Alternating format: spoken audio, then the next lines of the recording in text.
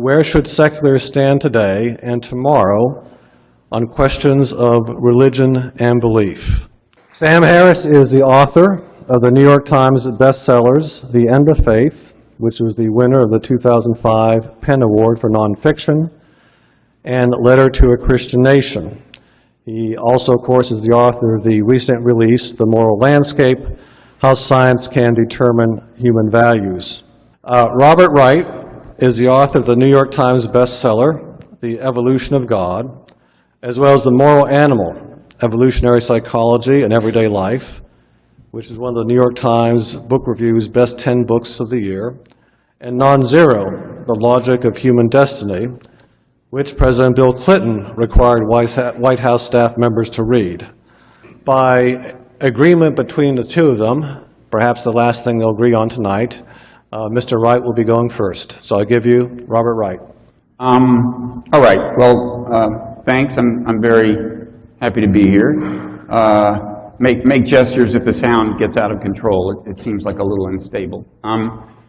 I kind of suspect that the reason I was invited here is because I've done some criticizing of the new atheists over the last year. Some of you may have read some of my criticisms. If you haven't, don't worry. I'll be happy to repeat them. I suspect that repeating them will, if I'm reading this audience correctly, that repeating them will ensure that at the end of the evening I'm not the most popular person in the room, but I would like to at least try to set some limit on how high the unpopularity can rise by making a couple of preemptive statements. First of all, when I criticize the new atheism, it's not the atheism part that bothers me. Okay, it's the new part, and I'll talk about that. And also, as for secular humanism, is the sound okay? It's not like too loud. It's not like. Well, it's definitely. I think that stationary mic is actually on. So maybe you just want to sit here and come away from the podium. I think that's. I can do that. I can also see. Okay, it's fine. We've decided it's fine. It's all fine. As I said, it's not the atheism part that bothers me. And as I was about to say, as for secular humanism, I just realized that I seem to be on board that train entirely. I looked at the website of the council last night, and the three tenets, naturalistic philosophy, consequentialist ethics, cosmic vision grounded in science.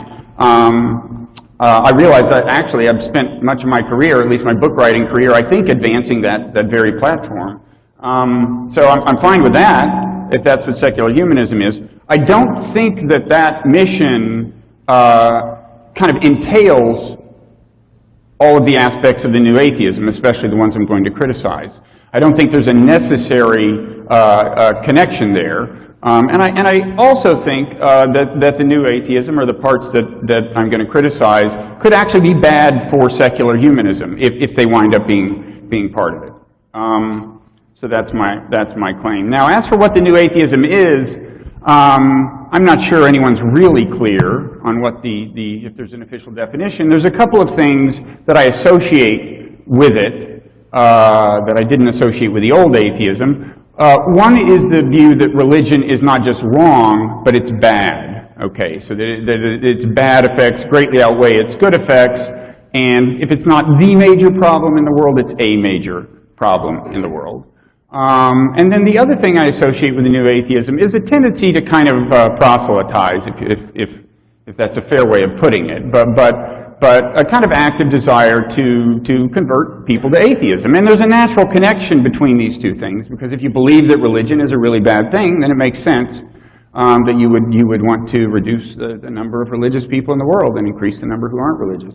I actually don't believe that religion is a major problem in the world. I'm honestly not sure whether its good effects outweigh its bad effects. It seems to me a really hard question to get at empirically.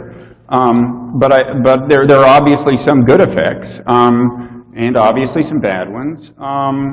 But I think the belief that it's really at the root of a lot of problems today is wrong, and I actually think it's kind of dangerously wrong in the sense that I think believing that leads us to respond to these problems in a way that's counterproductive and leads us to embrace policies that are really bad for the world. Now, by way of full disclosure, as long as we're talking policies, I should say that I'm left of center, and especially in the realm of foreign policy, which is relevant to religion increasingly. So when I talk about the policies, I worry about the new atheism encouraging its right-wing policies, which I think are bad for the world. I realize, you may not all agree, but that's my perspective. And in fact, one thing I've said over the last year or two is that some things that Sam has written, some things Richard Dawkins has written are, quote, objectively right-wing. That is to say, I'm not saying they are right-wing. Okay, this phrase, objectively, this comes from George Orwell, and what it means is whether or not you hold this ideology, you're doing some things or saying some things that contribute to the furtherance of the ideology. So I don't know what their politics are, honestly, but I do think that some of the things they say kind of aid and abet right-wing policies, as I'll explain. So what do I mean when I say religion is not at the root of the world's problems? Well, after 9/11, Americans tried to make sense of what had happened to them, and some of them bought copies of the Quran to make sense of it, and they thought that would help them understand. And I just don't think that that's all that illuminating for this purpose. I don't think it's irrelevant. It's just not one of the first 10 books I would have read to try to figure out what's going on. I think, obviously, in the Quran, you'll find a fair number of belligerent verses. You'll find verses espousing tolerance. And for me, the question, as always with religious scripture, is what is it that leads some believers at some times to embrace the belligerent scriptures and other believers at other times to embrace the tolerant scriptures? I think that's the big question. And my feeling is that it often comes down to the circumstances in which the people find themselves. Now, as for what those circumstances are, what brings out the best in religion and brings out the worst in religion, this is largely what my last book, The Evolution of God, was about.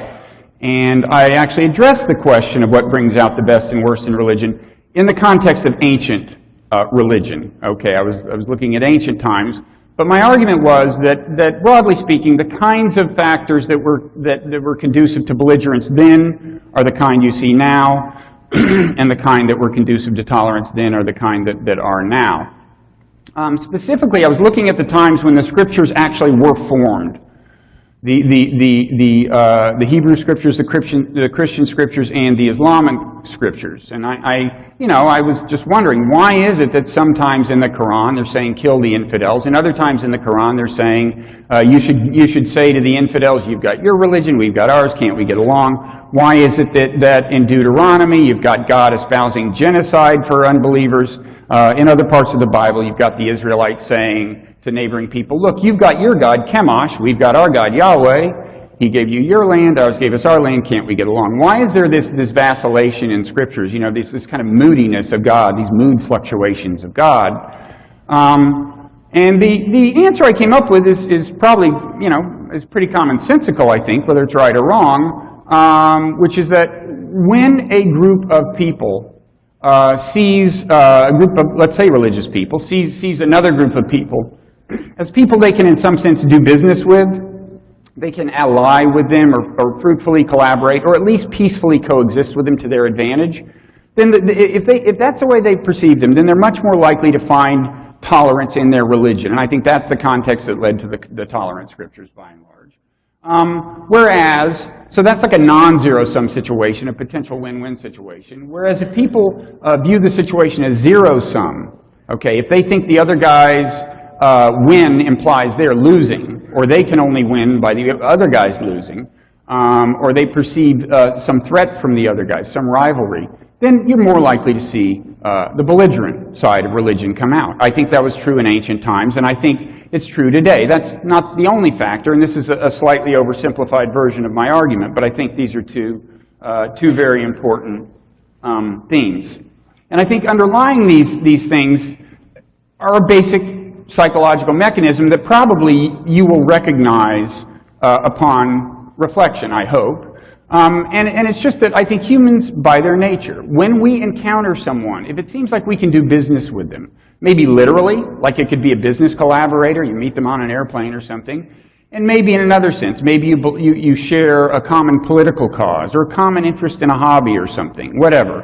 If it looks like you can fruitfully interact, you're going to take a much more tolerant eye to everything you hear about them. Once you've decided that, and they start telling you what music they listen to or even what religion they are, you're going to tend to go, yeah, I'm fine with that, that's good. If you think the relationship can be fruitful, you're willing to kind of cut them some slack. I think that's human nature. Whereas, if you perceive someone as a rival for a job or a mate, you go in with a much more critical eye. You're looking for reasons to disparage them. You're looking for reasons to find them wanting morally.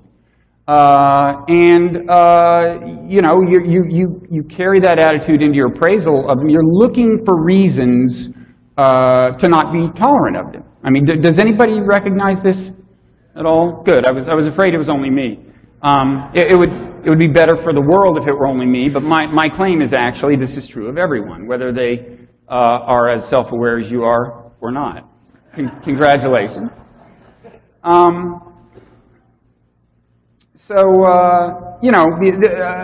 think this was designed by natural selection, this part of the brain, to help us navigate the landscape of zero-sum and non-zero-sum relationships. But I think, it's a simple device, but it can play out on a large scale in the context of religion and generate, really belligerent expressions of religion. But it can also generate really belligerent expressions of nationalism or soccer hooliganism or any other kind of groupism. But I think this is what's at the core, and the religion that mediates it is much less fundamental. I do think Scripture matters. If I had my way, I would rewrite all the Scriptures and get rid of all the belligerent things, and it would be all like, Paul's 13th chapter of the letter to the Corinthians, or whatever that thing is that they read at weddings, including mine. I like it. And I don't deny that religious doctrines matter. I mean, suicide bombers would be much less inclined to do what they do if they didn't believe that in heaven, right? That's a doctrine that matters. But even there, that doctrine affects a choice of tactics about how you express a violent impulse. That doesn't explain why the violent impulse exists in the first place. And I think that question is much more likely to be answered by reference to concrete facts on the ground, economic, political, that are really independent of the religion. So, and Robert Pape at the University of Chicago has done this kind of exhaustive study of all suicide bombing ever, not just Muslim. And he finds that just almost invariably, suicide bombing is associated with occupation, with people feeling that their land is being occupied by people who don't deserve to be there. So you could say that, suicide bombing is caused both by religion and by this fact of occupation in a certain sense. And in principle, you could address it at either level, I guess, right? You could either end the occupation, or you could convince suicide bombers that heaven doesn't exist or that their religion is wrong. Well, ending occupations is hard. It really is, usually. But it's not as hard as convincing religious people that heaven doesn't exist, I think, especially the people who are already inclined to be suicide bombers. So that's the path I would take. Moreover, it addresses the fundamental issue. If you convince people that they're not going to heaven, well, then they won't do the suicide bombing, but that doesn't end the impulse to bomb, right, if the occupation is still there. So I think here, as often, if you want to address the fundamental cause that seems to be expressing itself as a religious sentiment, all dressed up in a doctrine of jihad and everything else, the way to approach it is to address the facts on the ground. And it's misleading to see religion as the fundamental cause. And I think one of the problems with overemphasizing the role of religion, as I think the new atheists tend to do, is that it takes our eye off the ball, off of what the real problem is, and the place where we could really have influence. And so I've criticized Sam for this. I've focused on a particular passage in his book, The End of Faith. And Sam is poised to respond to this, believe me. He's all right. But he lists these factors that are sometimes said to contribute to suicide bombing.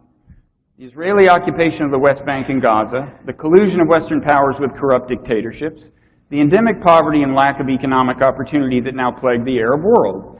And he concludes, quote, "We can ignore all of these things or treat them only to place them safely on the shelf, because the world is filled with poor, uneducated, and exploited peoples who do not commit acts of terrorism." Now, first of all, I criticize the logic here. I mean, what he's saying is because there are a lot of people who are exploited and don't commit terrorism, then exploitation couldn't be the reason anyone commits terrorism. And I'm sorry, to me, I think that's exactly like saying, because there are a lot of people who smoke cigarettes and don't get lung cancer, smoking cigarettes never contributes to lung cancer. In fact, I could turn this around and say, you know, because there are a lot of religious people who don't engage in terrorism, religion could never be the cause of terrorism. That would be the exactly analogous logic, too. We don't live in a monocausal world where every effect has one necessary and sufficient cause. It's very complicated, and I don't deny that religion plays a role, but I think it is wrong to dismiss things like occupation and exploitation, and dangerous, because I think that's where the action is. It's often the easiest thing the easiest variable to kind of manipulate. So that's the kind of thing I have in mind when I call the writing objectively right-wing. Not that Sam is right-wing. I know he doesn't support the settlements, and I think he will agree that the settlements do some bad. But at least in this passage, he's kind of exonerating them and these various other factors in a way that I think is not warranted, and in a way that people on the right love to do. The people on the right hate the idea that terrorism has these root causes, and that terrorists might have grievances, even conceivably legitimate grievances, like occupation. And people on the right hate to admit that maybe American policies have something to do with terrorism. For example, that invading Iraq might just perfectly feed their recruiting narrative that America is declaring war on Islam. Okay, so all of these things are, you know, the kind of the preferred explanation on the right is that, hey, it's just these crazy Muslims, man. You know, they're like really religious. You just can't do anything. You just, you know, don't bother with addressing all these things that they might claim are injustices or anything else. I don't know what you are supposed to do. Some people think, you know, kill them, show of force, and so on. I think that, you know, is often not the best path, often counterproductive. But in any event, this is what I mean when I talk about this overemphasis on the causal role of religion. Richard Dawkins said something that I criticized in much this light in his book, The God Delusion. He said, if it weren't for religion, there would be no Israeli-Palestinian conflict. Now, actually, the conflict, you know, the original Zionists who settled Israel were fundamentally secular. To the extent that they appealed to the Bible, it was as an historical document to establish that the Israelites had been there first. They pointedly left out all references to God in the Declaration of Independence. They were secular. The initial settlers after 1967 were not religious. The initial Palestinian reaction against the creation of Israel and the settlements was not religious. It was more national. This started out as a much more nationalistic thing, and if you took religion out of the picture, you would still have this dispute over land, because land is a classic zero-sum situation, and it just wouldn't solve the problem. And I think acting as if it would is dangerously misleading. Now, so I had said all this stuff as of, I don't know, a year ago or something, but I have to say I've gotten actually more concerned about the role of the new atheism lately. I think there was a real threshold passed with this New York mosque controversy.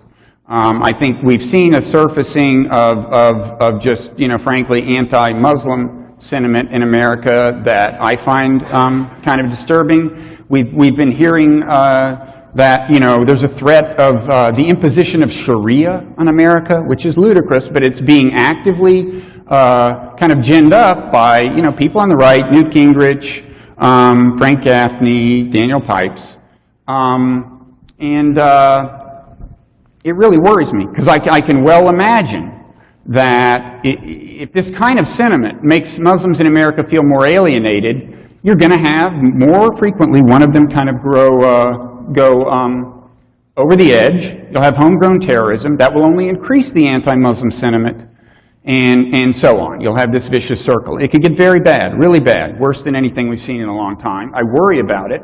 And so I worry about being in the business of highlighting belligerent Islamic scriptures and finding the craziest Muslim who said the craziest thing and calling attention to it, because, you know, there are a lot of Americans out there who are just going to overreact to this, lacking context and exaggerating the nature of the threat. And so to the extent that the new atheists are doing this, that bothers me, and they do it. Now, what you might say, Sam, is, well, we're equal opportunity. We do it with Christians, we do it with Jews, we do it with Muslims. Well, right. But the stuff you say about Christians and Jews just doesn't get that much traction in America, and certainly not this kind of dangerous traction. You know, the ground is prepared in America right now for a very dangerous kind of anti-Islamic sentiment.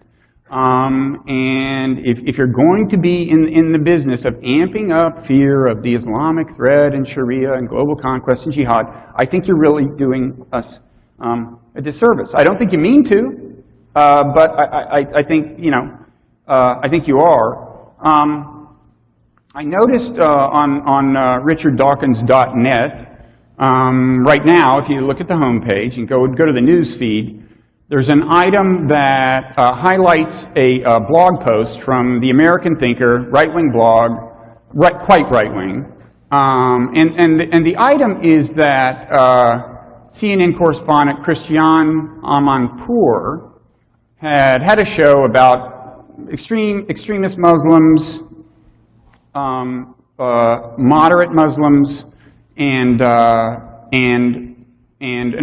one of the Muslims said, you know, someday the flag of Islam will be planted in the White House or something. Okay, fine. The blog post that was imported, highlighted by Dawkins.net, depicted this, you know, either dishonestly or ignorantly, by saying, this is a Muslim that Christiane thought was moderate, and even the moderate turns out to want to plant the flag of Islam in the White House. That's just factually wrong. Go look at the video. She knew exactly what she was doing. She had the moderate sitting next to her. This was the extremist. She said, now you want to, like, you think Islam should dominate, right? That was her opening question. She knew exactly what she was doing. They're falsely depicting, falsely conveying the idea that even moderate Muslims want to impose Sharia. Okay, this is on richarddawkins.net. Okay, and this is the kind of intersection, however well-meaning, between the new atheism and right-wing thought that really disturbs me. So my time is up. So I just want to say, you know, secular humanism, I'd always thought of as like this positive thing, and I still basically do. I mean, it's supposed to tell us that we can have hope in a world without religion, which I think is important, because religion will tend to lose its grip on people as technological and scientific evolution proceeds. That's important. It tells us that we can find inspiration without believing in false gods. That's important. And I'd always thought that it stood for a kind of a tolerance. And that's great. I think it should be a positive vision. But if it gets mixed in with this kind of stuff and winds up being associated with ridiculing people's religion, dishonestly acting as if the mainstream of a religion is a looming threat to America, then I think, you know, I'm not going to want to be on board, and I think a lot of other people aren't either. Thank you.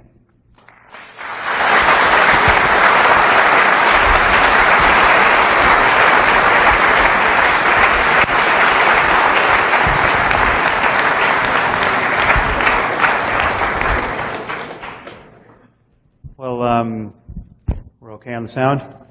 I'm very, very happy to be here. I'm sorry I missed previous sessions. I was traveling.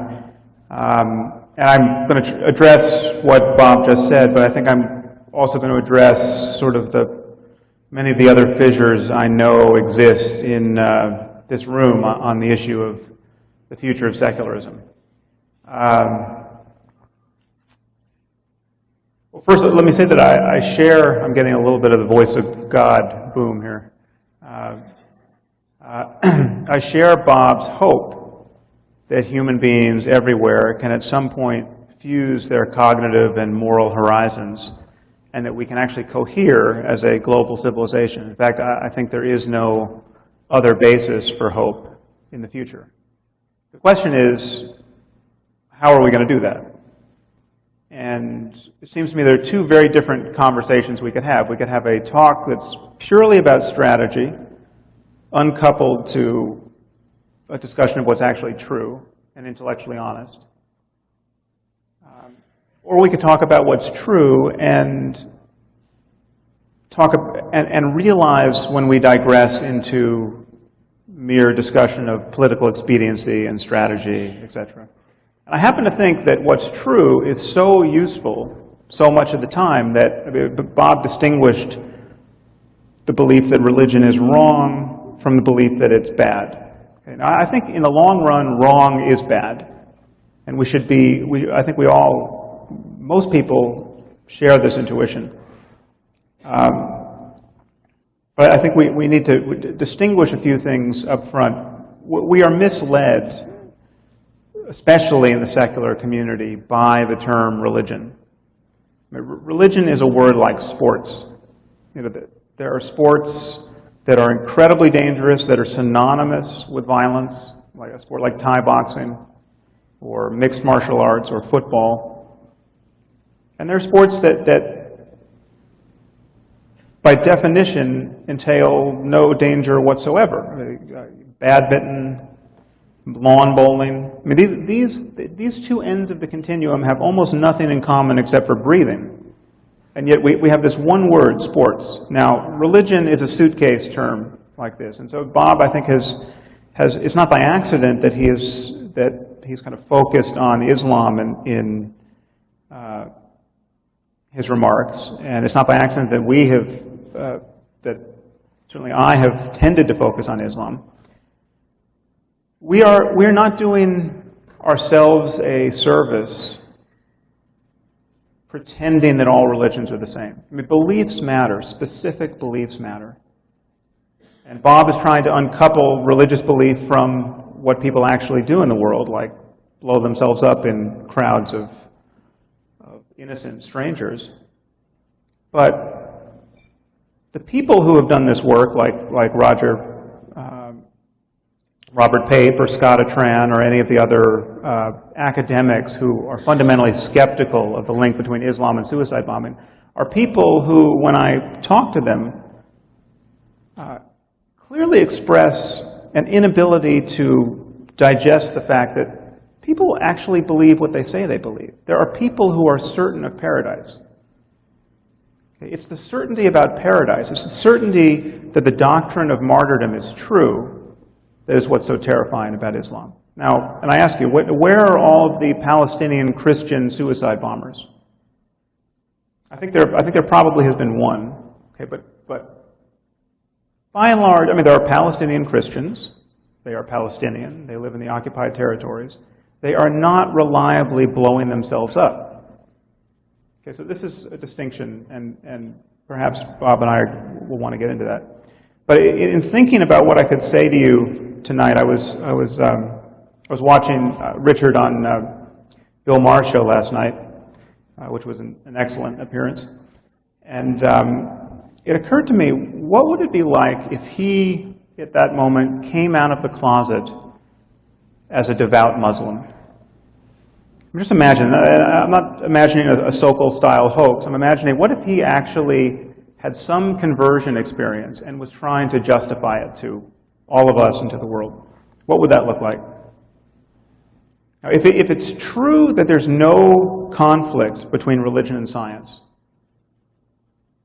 and there's no conflict in principle between plain vanilla Islam and modernity and civil society, then he should be able to say something that wouldn't be synonymous with a plunge into psychopathology or self-deception. Now, so let's just try to think of what he could possibly say. I mean, it would really have to be good. It would have to be something that, when I heard it, knowing Richard, I would, and my admiration for him, I should be forced to say, Islam, I'll look into that. So what could it be? What could it be? Well, he could say, I've been reading the newspaper, I've been traveling, I've been seeing what it's like for people in the 21st century, and I looked around at what life is like in Pakistan and Somalia and Afghanistan, and it was just so obvious that Islam is doing so much good in the world. And I realized I had to be a part of that. And I looked at I looked at the treatment of women, and I thought, well, if ever there were a worldview that was caring for women and sedulously guarding their sexual honor, this is it. I mean, it's hard to get better than this, and this is obviously incredibly important. Or when I look at the Arab world specifically, and I read that the Arab world, that the country of Spain translates more of the world's literature and learning into Spanish every year than the entire Arab world has translated into Arabic since the 9th century. That's based on a UN report. I look at that and I think, well, that is just the perfect context in which to flourish intellectually. I mean, what could be better than that?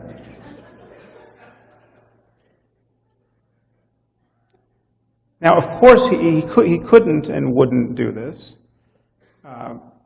because of all of the mayhem that we notice being reliably produced by the engine of Islam at this moment in history.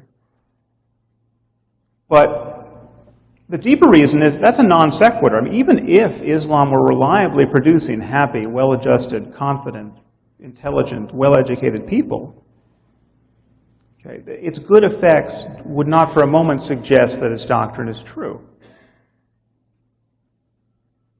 So let's consider the truth. I mean, again, you have to imagine that Richard has woken up one day and believes what any real Muslim has to believe, that the Quran is the perfect word of the creator of the universe, that Muhammad is his prophet, that Muhammad received this word from the Archangel Gabriel in a cave.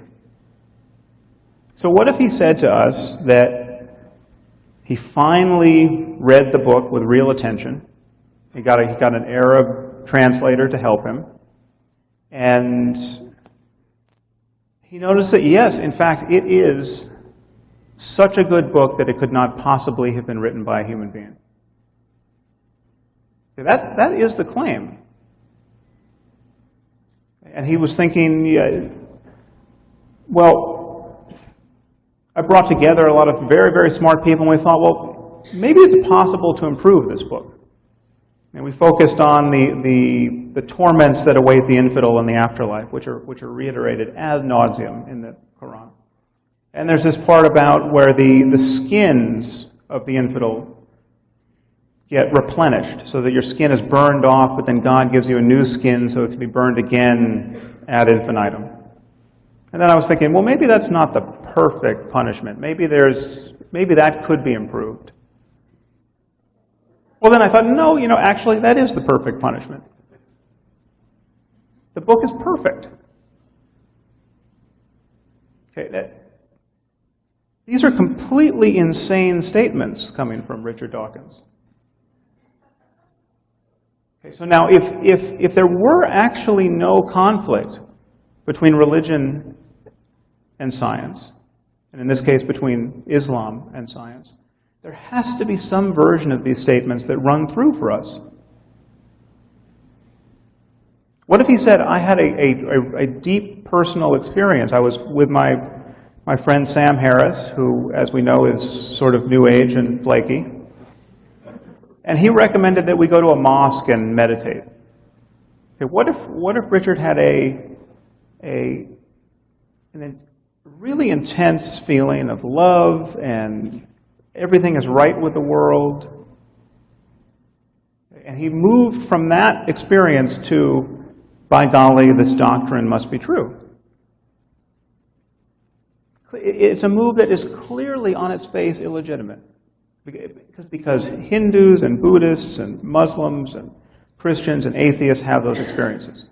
The sheer fact that everyone, no matter what their dispensation, is having peak experiences proves that none of these experiences attest to the veracity of a doctrine.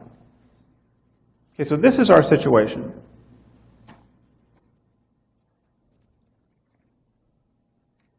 And the uncanniness of our situation is that the only people who really can connect with the fact that people in the Muslim world really believe what they say they believe are, by and large, religious people on our side who know what it's like to believe these things. And that I find is truly frightening. My biggest fear in this area is that we're going to wake up in a world where the only people who can be trusted to know how dangerous devout Muslims are in the service of jihad and in the aspiration to build a global caliphate are our own religiously addled Christians, by and large, who are waiting for the rapture. That is not a world we can afford to live in. We have to find a path to the future that avoids that outcome. But when Bob mentioned the mosque controversy, what was so startling about this, clearly the mosque is legal to build. It should be legal to build. Wherever you build it, you can build a church. You should be able to build a mosque. That's not the issue. The issue is that everyone who rose to the defense of this mosque, did so by denying what is patently obvious. So you have Mayor Bloomberg standing up saying Islam had nothing to do with 9/11. Islam is a religion of peace. 9/11 was as much a product of the actual tenets of Islam as the homophobia of the Christian right is a product of a vast discussion about the abomination of homosexuality that has been going on in Christianity for centuries and is directly attributable to the writings of Paul. Specific ideas have consequences. Any of you who have read Lawrence Wright's book, The Looming Tower, he talks about the people who went to Afghanistan to fight the Soviets, to fight jihad. And they used to, when one of their comrades would die in battle, first of all, they would put their encampments in completely exposed places so that they could be bombed by helicopters and thereby martyred. And when one of their comrades would die in battle, they would weep with envy. They would congratulate him and weep with envy that they weren't martyred. It seems to me that secular people and religious moderates are uniquely ill-placed to appreciate what that state of mind is like. And yet, people are attesting to this. If we will only listen, people are attesting to this, the strength of this belief system ad nauseum. And the other variables that Bob wants to invoke here, and again, specifically on Islam, economics and political oppression, don't account for this behavior. The 19 hijackers were living in Germany. They all were college educated. Most of them had PhDs. These are engineers and architects. These people, the Germans were monitoring their conversations. Their apartment was bugged for months before 9/11. All these guys talked about was paradise and the Quran and the evils of infidel culture. Read the book Perfect Soldiers.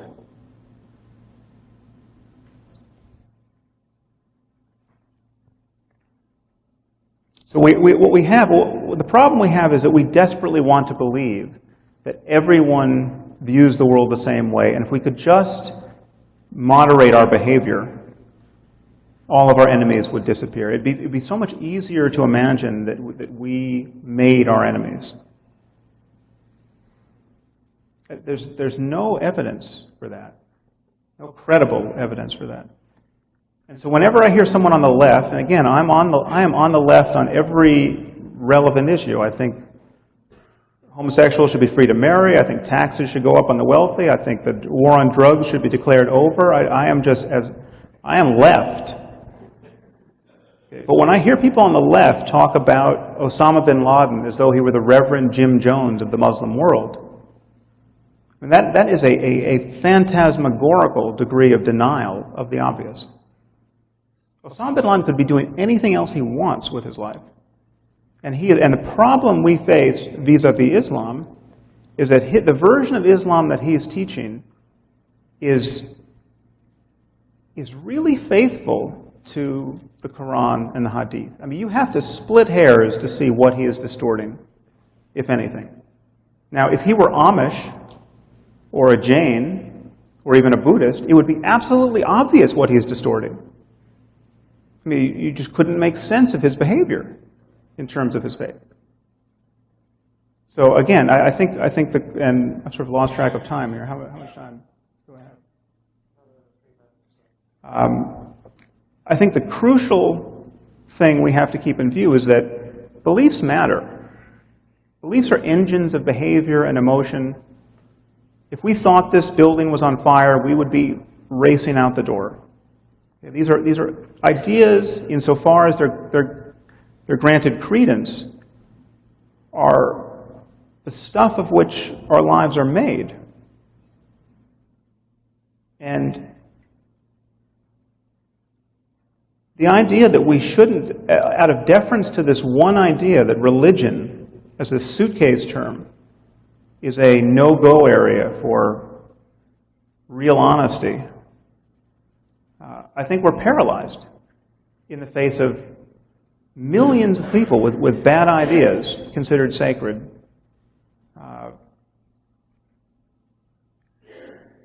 Supremely energized by them. I mean, these people, again, to speak of global jihad specifically, these people get up in the morning with a purpose. I mean, this is like being a spiritual James Bond. Talk about feeling meaning in your life.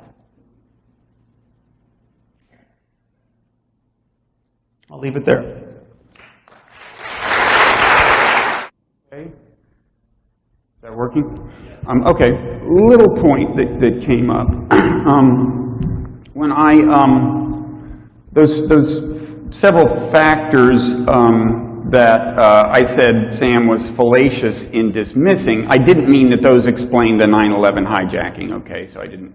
So that part of his. It's an interesting question. What things inspired the 9/11 hijackers? I certainly don't think it was poverty. Sam spent a certain amount of time with a kind of broad-gauged indictment of Islam that I don't think was especially relevant to my point. I mean, I'm not defending Islam's well, first of all, I don't like to speak of Islam or any other religion because there's huge variation if you go to different countries and say the way women are treated. But certainly there's a lot of countries in which I'm not defending the way Islamic women are treated. I don't think the Quran is literally true. He spent a certain amount of time on that. And I think at first I didn't understand exactly why he was talking about this stuff. I think, but there was this reference to kind of intellectual honesty and truth. And I think maybe one thing Sam is saying is that, damn it, it's true that the Quran is wrong and various other things are true, and so you should say them. And I have kind of a different view. I mean, I don't think not saying something that you think is true is dishonest. If that were the case, we would all be dishonest. I mean, there are people in this room whose clothing, frankly, I find unattractive.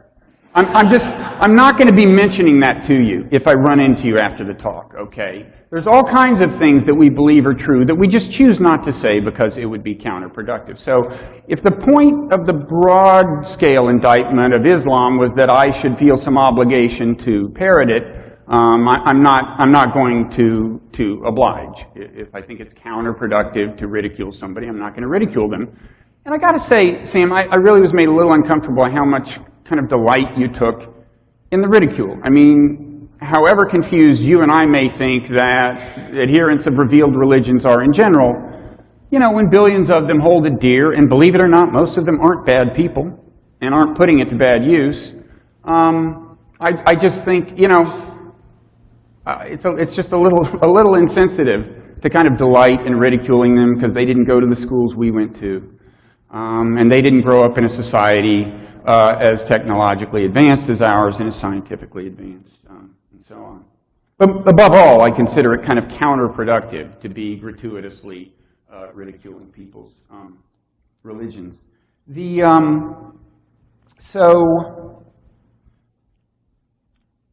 Then a lot of what Sam said was about, as I took it, and you can correct me if I'm wrong, arguing that we have to reckon with the fact that Islam per se is the source of the trouble. And I know I've heard you say that we are at war with Islam. You know, it's certainly true that you know, I've never claimed that all religions are identical, or certainly that at any given point all religions are behaving identically. But when you start talking about this imperative to create a global caliphate and various other things as being an expression of Islam, I think you have to ask, then, why is it that these things are not kind of permanent features of the history of Islam?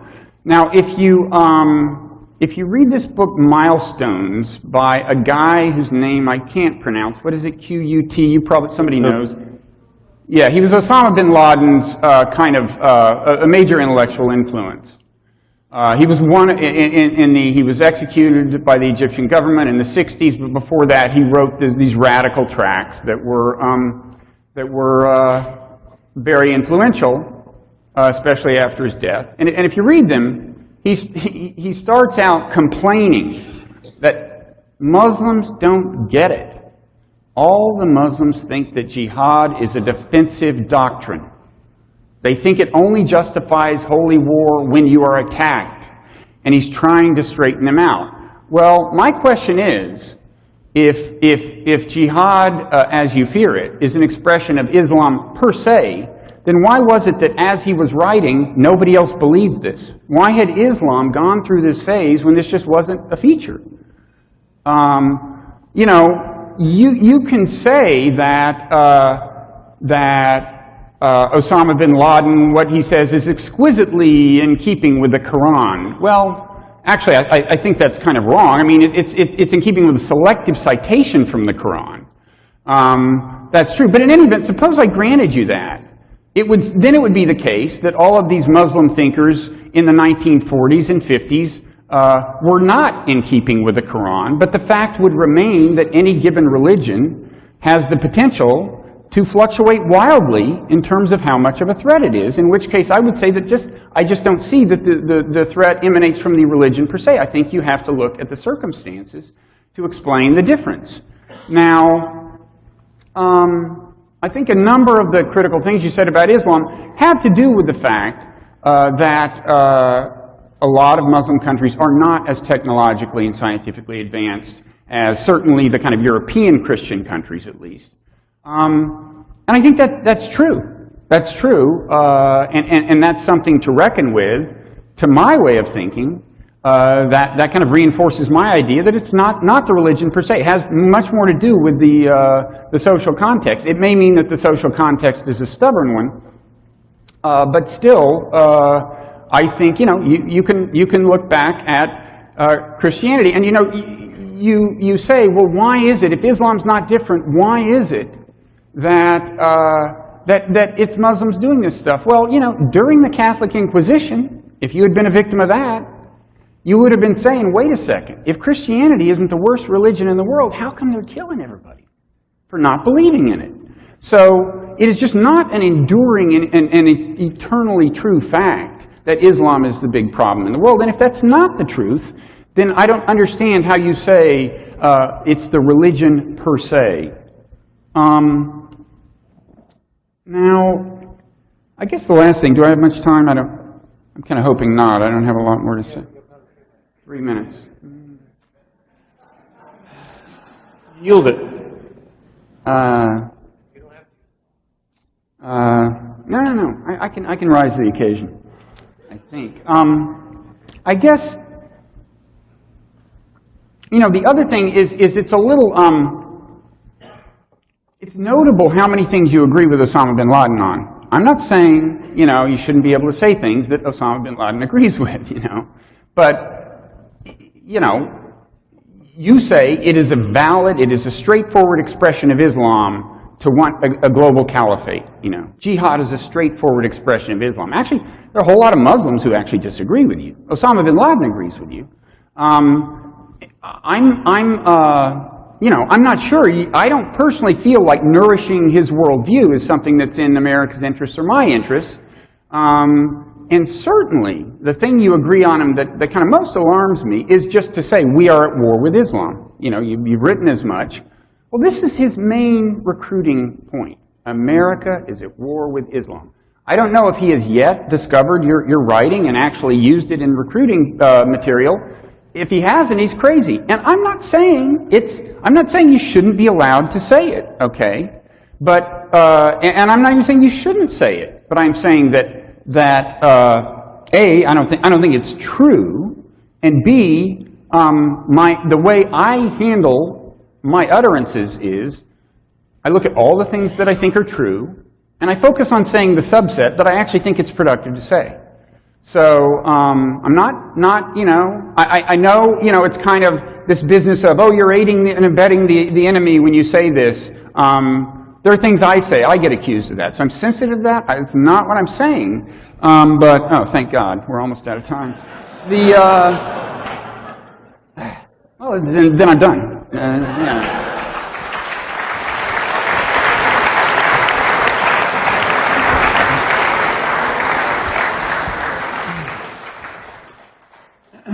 Well, I'm a little bit sheepish following this line just into a discussion of Islam because I'm acutely aware that this was not billed as a discussion of the problems of Islam.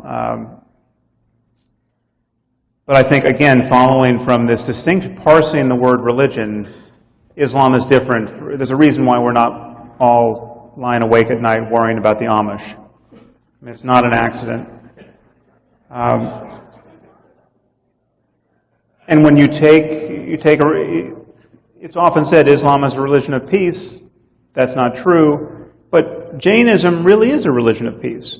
I mean, the problem is not extremism, because extremism as a Jain paralyzes you with your own pacifism.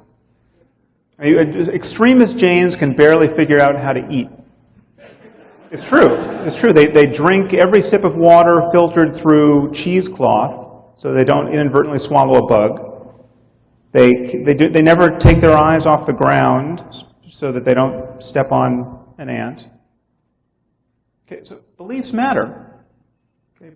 The commitment to non-harming in Jainism is noble at one level and paralyzing and probably insane at the limit. Okay. 38% of British Muslims age 19 to 24 believe that you should be killed for leaving the faith. Okay, these are British Muslims. These are second and third generation citizens of the UK. That's a problem. That's not a marginal problem. We should be worried about 5%, but now, of course, are these the people? There's a difference between what people will espouse and what people actually do. Yes. Are these people really willing to kill apostates? Undoubtedly, most of them wouldn't, one hopes. But what percentage of British Muslims thought that the Danish cartoonists should have been jailed or killed? It's a majority. It's like 70%. These are intuitions about how we should live in the 21st century that are deeply at odds with how we should live in the 21st century. And the subject of my current book is how we can think about morality and human values, and the most important questions in human life, in universal terms, in terms that allow us to converge on a common framework, where we can converge on the same kinds of economic and political and social goals. And I think we can do that the moment we realize that human flourishing arises out of the laws of nature. In some way, our experience of the world is constrained by the laws of nature, and therefore, every way of living isn't the equivalent of every other way of living. Forcing women to wear burqas is not the same thing as giving them a choice of what to wear. It has different consequences. And I think we deny that at our peril, and we deny it. What's the irony here is that it's an astonishing failure of compassion on the part of liberals to claim the sanctimonious high ground of being sensitive to people's religion and not connect with the abject suffering, the abject and unnecessary suffering of the millions and millions of people who, disproportionately women, who suffer under Islam at this moment.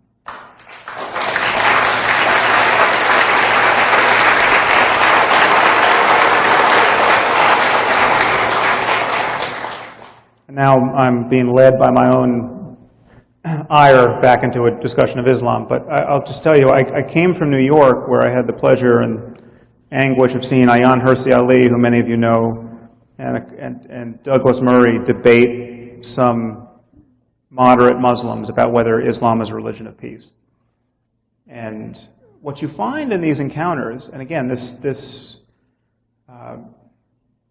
the cause, similar to the mosque incident, this is the cause for my concern about the way we talk about Islam.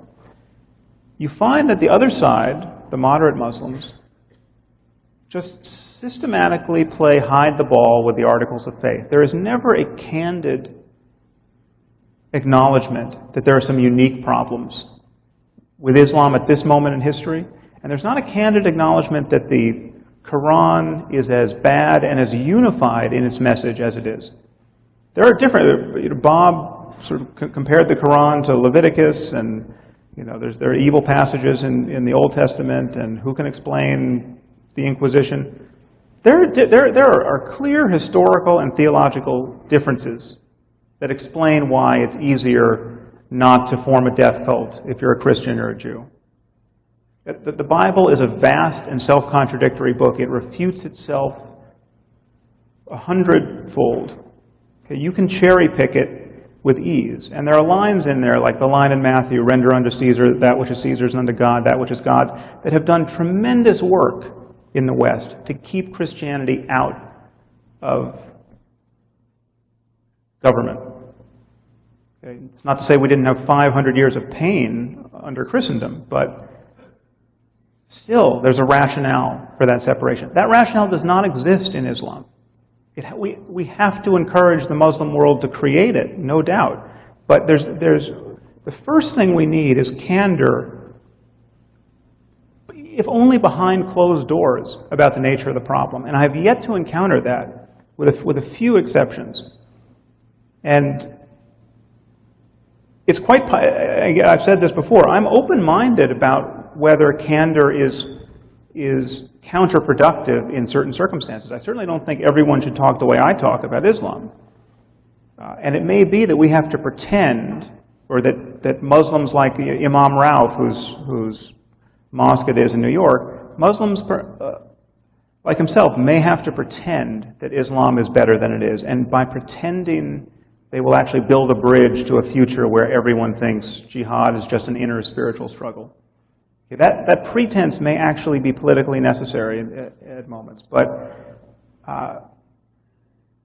somebody somewhere has to understand when they're pretending, and I'm not finding that. Whenever I debate moderate Muslims, and whenever I see Ayaan debate, you get a stonewall. I mean, it was. I encourage you to watch her debate online. It was really unseemly what was going on there, and Then you have liberals attacking her. You know, Nicholas Kristof writes reviews of her book accusing her of bigotry. I mean, this is a woman who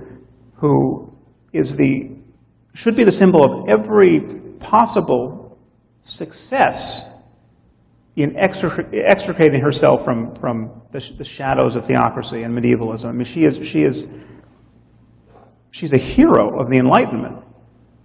And yet, liberals in the West, many of them feminists, criticize her as a bigot for criticizing the treatment of women under Islam. That's scary. It's scary. It's a destabilizing lie that we're telling ourselves, and it's easy to understand why we're doing it. I mean, we have a lot of white guilt. We're aware of the history of colonialism and xenophobia and racism, and we rightly feel the West has a lot to atone for. But this is an intellectual and moral overcorrection, which is being rather stealthily and consciously manipulated. So I'll leave it there. I think, frankly, we should just have a conversation so that we can get more back and forth. Thank you. He said we're going to have a free exchange of views. Yes. So I guess it should begin. Just a couple of points. I mean, I agree that maybe this thing shouldn't be entirely about Islam. There are other issues associated with how secular humanists should talk about religion, I think. But to respond to a couple of points, the treatment of women, I mean, I think, we would probably more or less agree on what we find reprehensible. One thing I have heard, more and more women in the Muslim world have been wearing the veil who weren't before, or at least some form of headdress. Sometimes it's actually the women who choose to do so. Sometimes they do it under coercion. But what I've heard from people who are concerned about this and are really out in the field is that in both cases, one of the most common causes is their perception that their culture is under threat from the West and is disrespected. And that reminds me of something that I meant to say, maybe I haven't underscored, is that, as for the issue of kind of proselytizing, of kind of atheist proselytizing, to the extent that it's directed at Muslims, or almost anybody, certainly any fundamentalists, Christian fundamentalists, anyone, I think it's just going to backfire. I mean, as I had said, I think that what brings the worst part of religion out is when people perceive themselves to be in a zero-sum game with somebody, and that includes perceiving a sense of threat. Let me just ask you a question there. So, one thing I sense in you, we actually haven't covered this topic before, but I sense in you a double standard that I notice in many people who are leery of criticizing religion, and it's counterproductive, it's insensitive, it's who are we to say that this entire culture that we're confronting that's oriented itself very differently is wrong. That's not what I said. That I did not. I okay, well, did not. Okay, well then maybe then it's. But again, this is a question. How would you differentiate what the everything I've said negatively of Islam from a similar critique of what's going on in North Korea?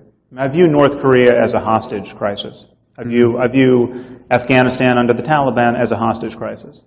Now, I never get pushback when I criticize North Korea and the poverty of information there that is enforced on the population, and the fact that many of them believe that they're a master race. They believe Kim Jong-il has got magic powers, and when he was born, spring, spontaneously occurred, and I mean, it's a religion. It's not a religion that anyone feels that they need to be tactful about. It's obviously a horrible situation.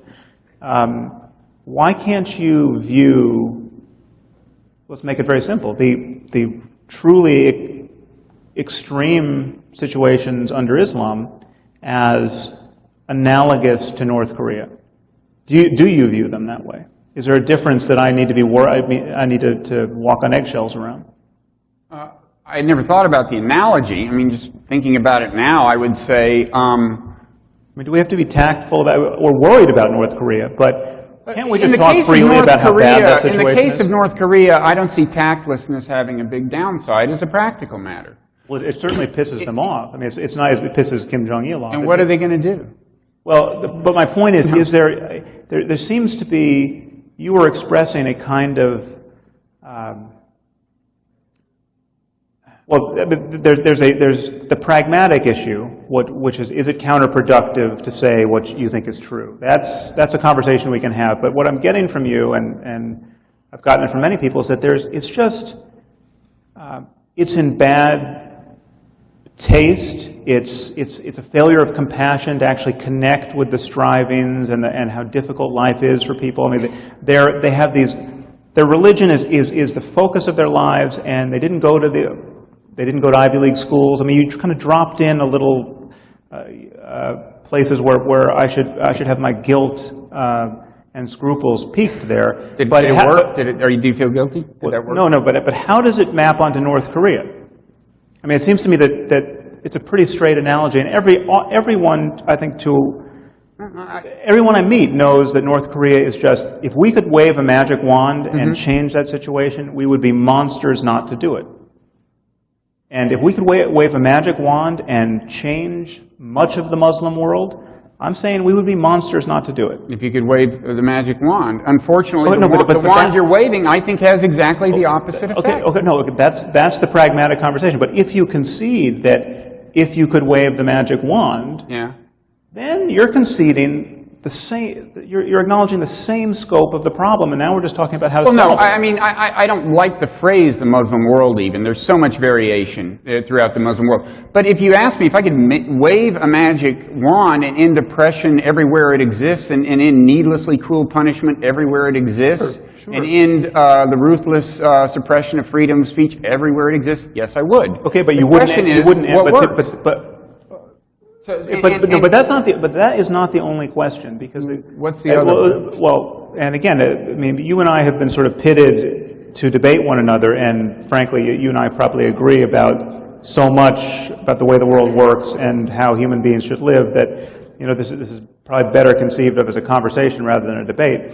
But you in your attack upon the new atheists have echoed a lot of criticism we've received that there's something, there actually isn't a conflict between religion and science, as witnessed by the fact that there are many scientists who are religious. Okay, and this is something that Chris Mooney has done a lot, and I mean, I'm sorry I missed the panels on that, but you know, Francis Collins is an existence proof of the fact that there is no conflict between religion and science. I've certainly never said that. Okay, I think he's completely confused. Well, great. Well, then I won't hold you accountable to that argument. But there is a sense that, and I think you and I would probably agree, there's more to life than just understanding the world scientifically, clearly. And people need to find some way to be happy in this world. They need to find, there are many obvious virtues that people think they're getting from religion, and they are getting them from religion. I mean, they're getting community because they go to church. They are feeling positive mental states of devotion and love. They have they set aside a Sabbath. But the question for me is, it's not even a question. The obvious fact for me is that we could easily do those things without these terrifying liabilities and these divisive doctrines that have just shattered our world into these separate moral communities. And the question is, what is the way forward? And there are enough people pretending there's no problem with religion. That's my concern. There are enough people who seem to be asleep at the wheel who are just think that we're going to wake up 100 years from now and rapture-ready Christians and martyr-addled Muslims are going to be living happily side by side in a world with 10 billion people and unimaginably destructive technology.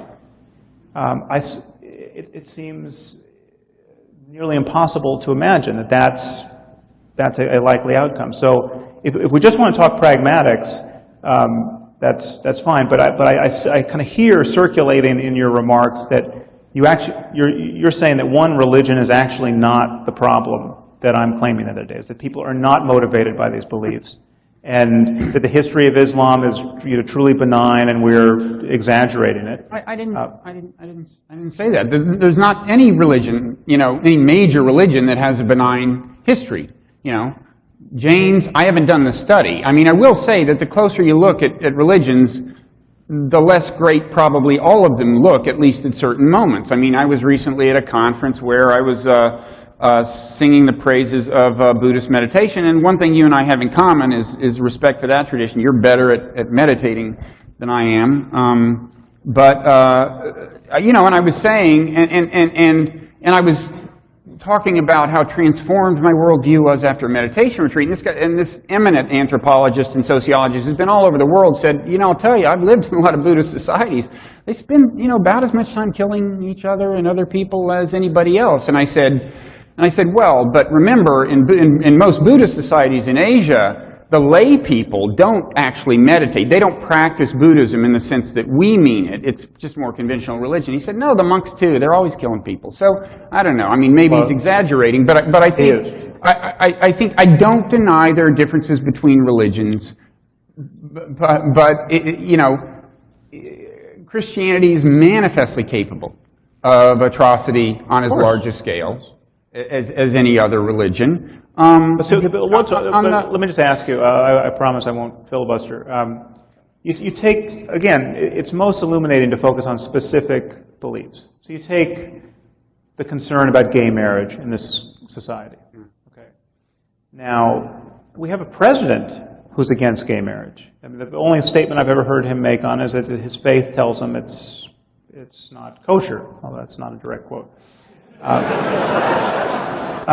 So his faith tells him not to support gay marriage. Now that, in our culture now, 2010, that's the only argument you need, right? And that appears to me to be a problem. I mean, unless you are obliged to argue that gay marriage is actually going to create immense human suffering or foreclose a future of great happiness, you have no ethical argument.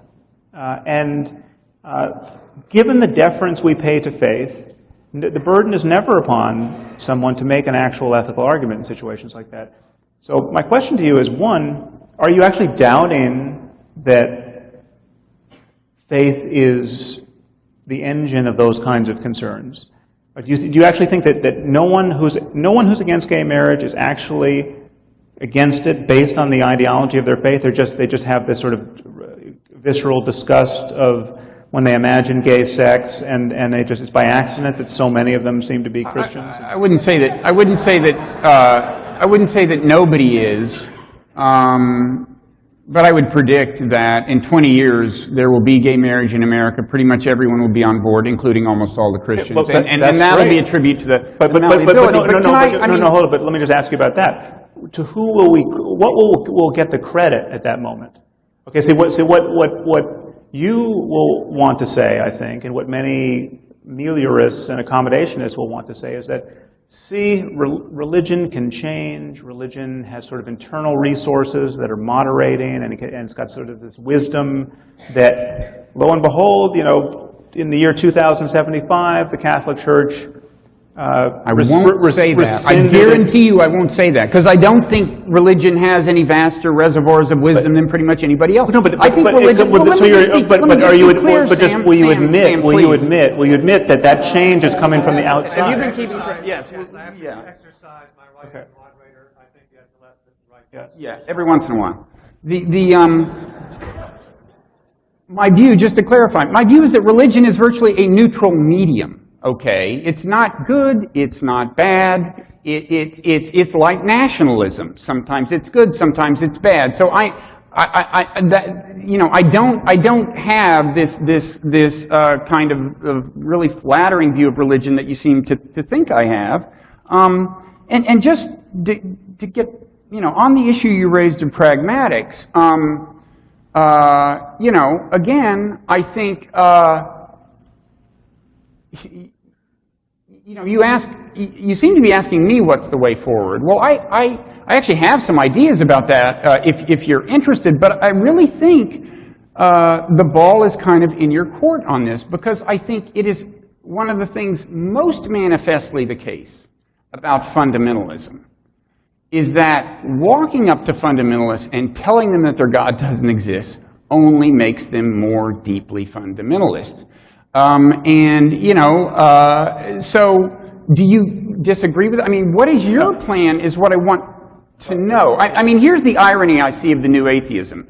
I can see that, if you put billboards on buses about God not existing and stuff, I can actually see that having some effect. And I actually think, I think the new atheism has probably had some real effect in getting some people who kind of had been Christians or subscribed to some other faith to kind of say, really, I don't, I'm an atheist. But those are the people who weren't the problem. The people who are the problem are going to tend to have exactly the opposite reaction to the proselytizing, in my experience. So I think that's, we should be cautious about how we extrapolate from our experience in that way. I don't know, frankly, what the effect is of publicly expressing these ideas.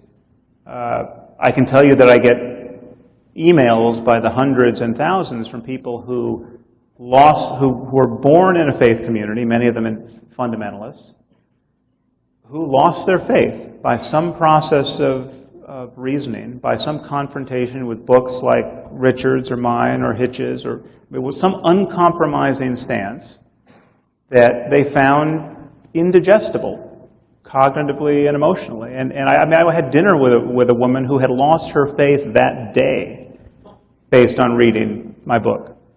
Now, that's not the normal occurrence. I mean, people rarely change their mind in real time and give you credit for it. And I certainly don't expect that to happen in this conversation. But I mean, I'm just guessing this is not a woman who was poised to murder an abortion doctor before she gave. She was just probably a woman who wouldn't have been a problem either way, is what I'm saying. No, but you're just talking about the religion. I mean, Baptists are not, Catholic, in this case Catholics are not, murdering abortion doctors. There are jihadists who have ceased to be jihadists, who have become atheists. It's possible to change people's minds. Now, if it weren't, we'd be doomed. And we know, even if it's not possible to change an adult's mind, we know it's possible to change the next generation's mind because they have no beliefs to speak of. So if we had an education system, if we had an educational system that just presented a truly uncompromising stance in terms of its commitment to present a rational worldview to children. This would be politically a very difficult thing to engineer in this society. But there's no telling how quickly we could get rid of this problem. I mean, the Bible could be taught like the myths of Mount Olympus in a single generation.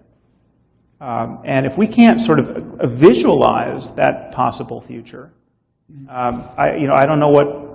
I agree that if minds can't be changed, we're doomed. If the jihadist mind can't be changed, we're doomed. But it's actually not necessary that they become atheists. It's just necessary that they become not jihadists. So the question is how do you minimize the number of jihadists in future generations? We disagree on that, and maybe we should leave it there. There's a truly inconvenient fact there, which is that religious people always, of necessity, have recourse to the books. That's the only recourse. And the books don't get edited. They can't get edited. The books tell you they can't get edited. So every Muslim, we could just, hit the pause button on the human experiment for 100 years, and we would all wake up, we'd see the books, and if you want to be Muslim, you have to consult the Quran and the Hadith. And they're not going to change. So we have to find some way of editing these books, at least by encouraging people not to attend to the more stringent passages. The interpretation constantly changes, and it does in Islam as well, as a practical matter. Within limits so narrow as to be profoundly uninteresting in an era of potential nuclear terrorism. Well, I mean, again, a few decades ago, jihad just wasn't an issue. That's a pretty narrow time That's not true. First of all, you're extrapolating from a vast period of history where the Muslim world was insular, and you had true areas of Muslim domination where, of course, within a thoroughly Muslim society, there are no infidels to fight. And we've only gotten this technology whereby very few people can destroy whole societies very recently. And so the game has changed. And we disagree over how to minimize the number of people in future generations who want to deploy the technology, and I think our disagreement is pretty clear. You brought up, and maybe we should talk about education a little, which you brought up. Yeah. And I don't know. My feelings in this area are not as firm. I do know people who think that the new atheists are making life hard for the people, say, in Kansas who are fighting to get Darwin into the curriculum. And I actually had a conversation with, it gives me a chance to plug my website, Blogging Heads TV. I was doing a dialogue with this guy, and I won't name him. I mean, he's a very prominent scientist. I guess that's as specifically as I should identify him. But he said, after the dialogue, that's why I can't identify him, he said, off the record presumably, that he knew I was going to do this thing. Now he said the new atheists have really complicated life for him because he used to be able to reason with religious people, and now their attitude is, we're just the enemies of science. You're the enemy. Because you not only want to introduce Darwin into the curriculum, you want to talk us out of our religion. There can be no possible reconciliation. Now, I agree that, Christianity in any very traditional sense, and Islam in any very traditional sense, is not reconcilable with modern knowledge, including critical knowledge about the history of these religions. Okay. What to do about that when knowledge counts? When people have to decide what diseases to cure and how to cure them. If one of your main goals, if you're in Kansas and you really want Darwin in the curriculum, I would say you can take comfort in the fact that Christians and Muslims and all kinds of other people can be remarkably good at just not thinking the thing through clearly. That's like, they can just say natural selection is consistent with Christianity. Now, my own view is, if you really, the more you think about it, the less clear that is. Right. At least any traditional version of Christianity. But the fact is, there are millions of people who, as long as you don't grab them by lapels and say, you don't understand, your faith is inconsistent with Darwin being in the curriculum, they'll let it go. Right. And that's another pragmatic question. I haven't done research in this area, but this is a real concern of people, and I just raise it.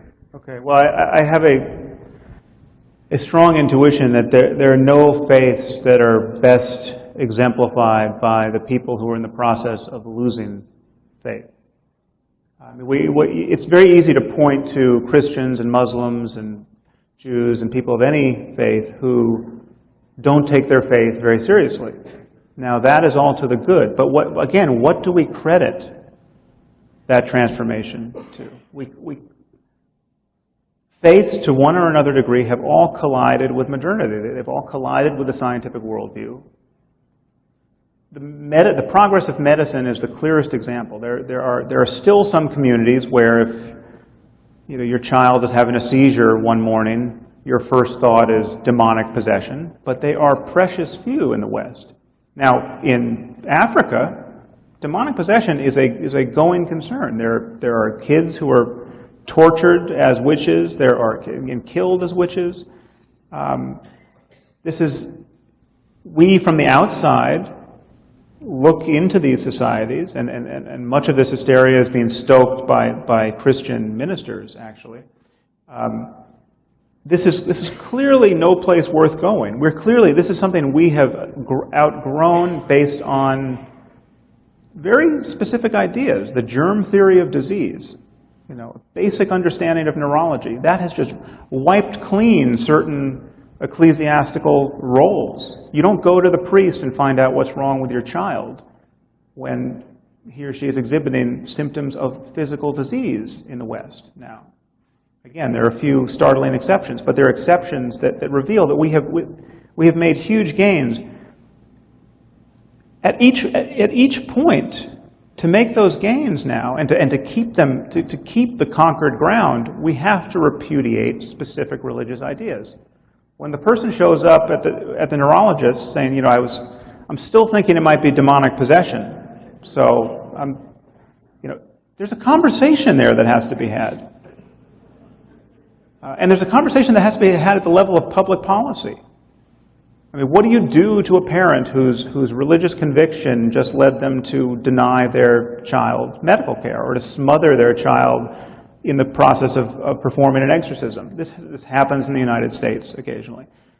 We have to absolutely repudiate the religious ideas that account for that behavior, and to some significant degree we do. But again, those gains are hard won. And they now are not enforced by being tactful on those specific points. And I'm just saying that we are getting to a time where it's like the world is getting way too small for us to just wait and see how bad the idea of God can get.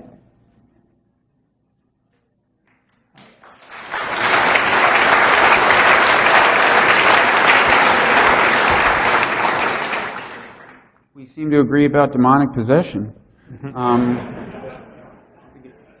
It's rarely a powerful explanation of human behavior. Yeah, so harmony. We have harmony. We've achieved harmony.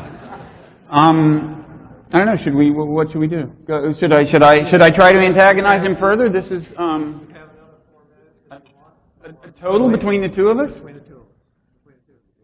What's between? We have 4 minutes. Okay. Is there a Q&A section here? Maybe we should add that to the Q&A. I think that would be more productive. Okay, we'll do that.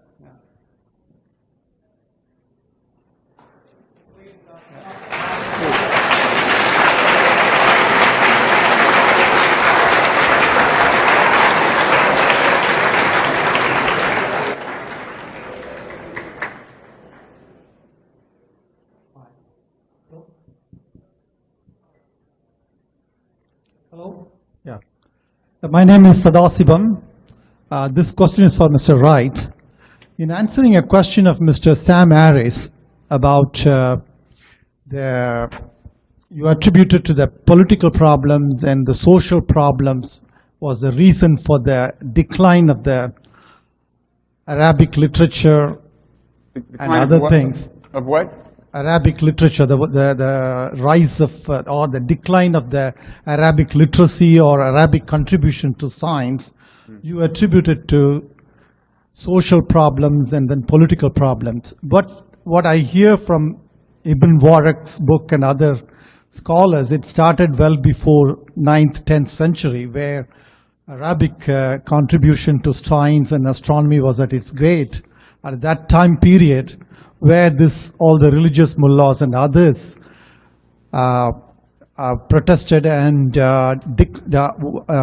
discouraged any of those reasoning and inquiry and reasoning in their day-to-day life and in their religion.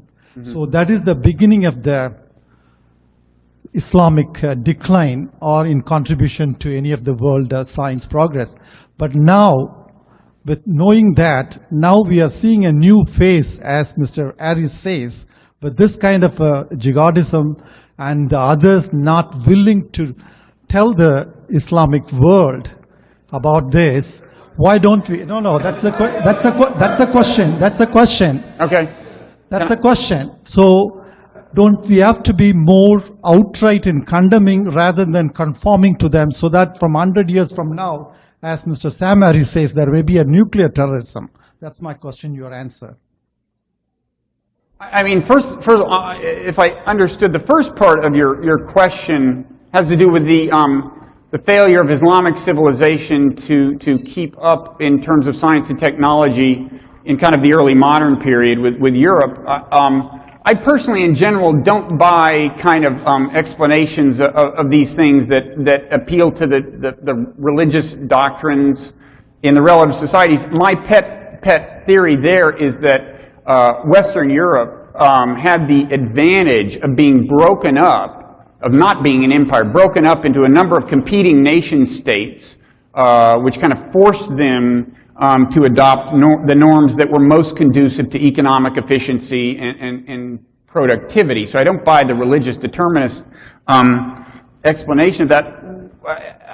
If you were asking me about condemning things, I'm all for condemning some stuff like terrorism. I don't know. I'm not sure.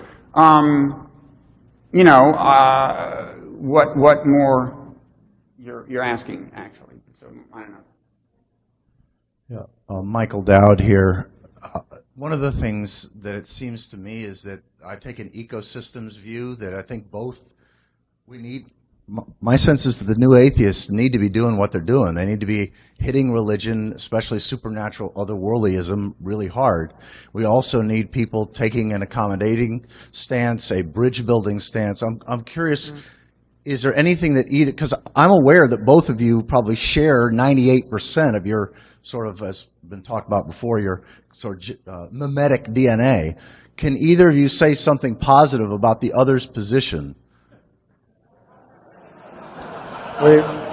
You go first. I think you've given me the harder job. I'm not, again, I'm sorry to say, I'm not entirely sure what your position is, even though I've just debated you. It seems to me that you want to doubt that religious beliefs are ever truly operative. And are ever the real explanation for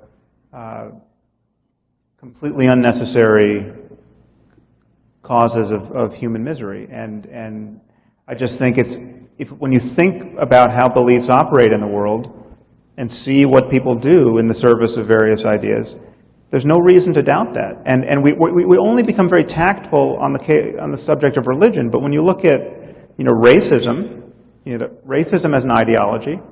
Why did the Third Reich decide to kill the Jews? Now, this conveniently for my purposes, this actually has something to do with the history of religion. But let's say it didn't. You read Mein Kampf. Hitler hated Jews. Okay, did his hatred of Jews have something to do with what happened? Did his belief about the inferiority of the Jews and the threat of Judaism in German society have something to do with what happened? Clearly, these ideas have power, and I just don't see how you can doubt that religious ideas have that power. They have more power than any other ideas. These are the ideas that allow people to watch their kids sacrifice their lives and celebrate it. And so it's. Sam, unless I'm mistaken, you've just failed to say something positive about me. I did.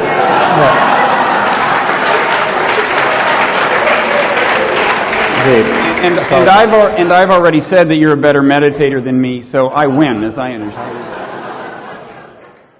But to the question, I will acknowledge that people have different roles to play, and never for a moment do I imagine that everyone should be speaking the way I speak about Islam or any other religion in every context.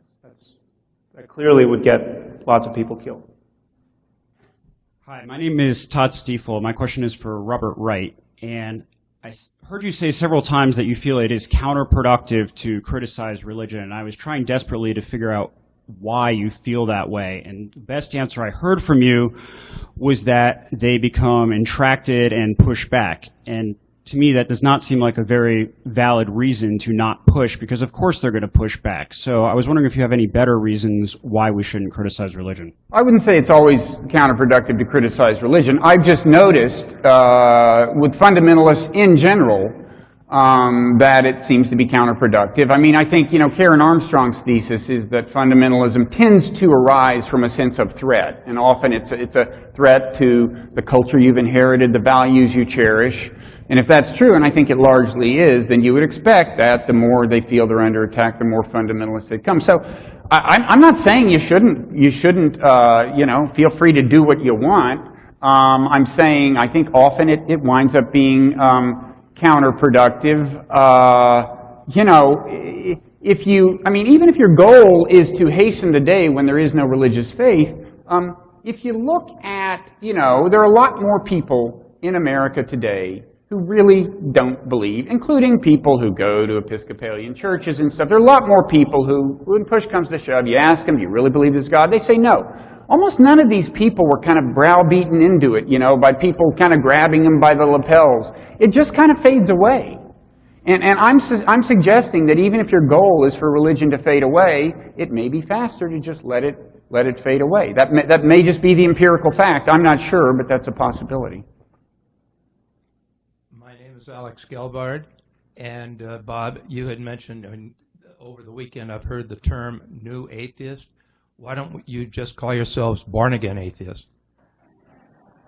That'd be one of the questions. The other question is, in relationship to 20 years of waiting for homosexuals, gays, lesbians to have equal rights, that's not acceptable. And the question I have for both of you is, the other statement I wanted to make is, I don't feel that there is any peaceful religion.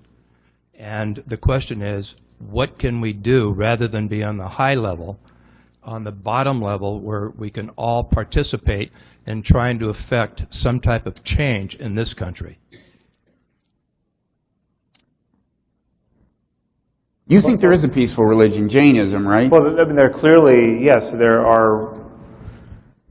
Again, the religion is a term so vague and misleading as to be worse than useless when we're actually having this conversation, because it allows Bob to not face the specific consequences of specific ideas that are central to specific faiths. So, for instance, you said, let's not criticize it, and let's it's counterproductive. What do you do with a belief like death in defense of Islam is the best thing that can happen to a person? That is a belief that is not a fringe belief in the Muslim world. It's not the 5% of Muslims who think that's true. Well, almost none of them act on it. Yeah, okay, that's but sure. again, you have sort of concentric circles where there are those who act, there are those who support those who act, there are those who are further still, but still believe martyrdom is actually true, and will tolerate no criticism of the faith. I mean, the numbers of people who think you should be killed for drawing a cartoon of the Prophet Muhammad, it's going to be in the hundreds of millions in the Muslim world. It's not going to be 50,000 people. I mean, this is a huge civilizational problem.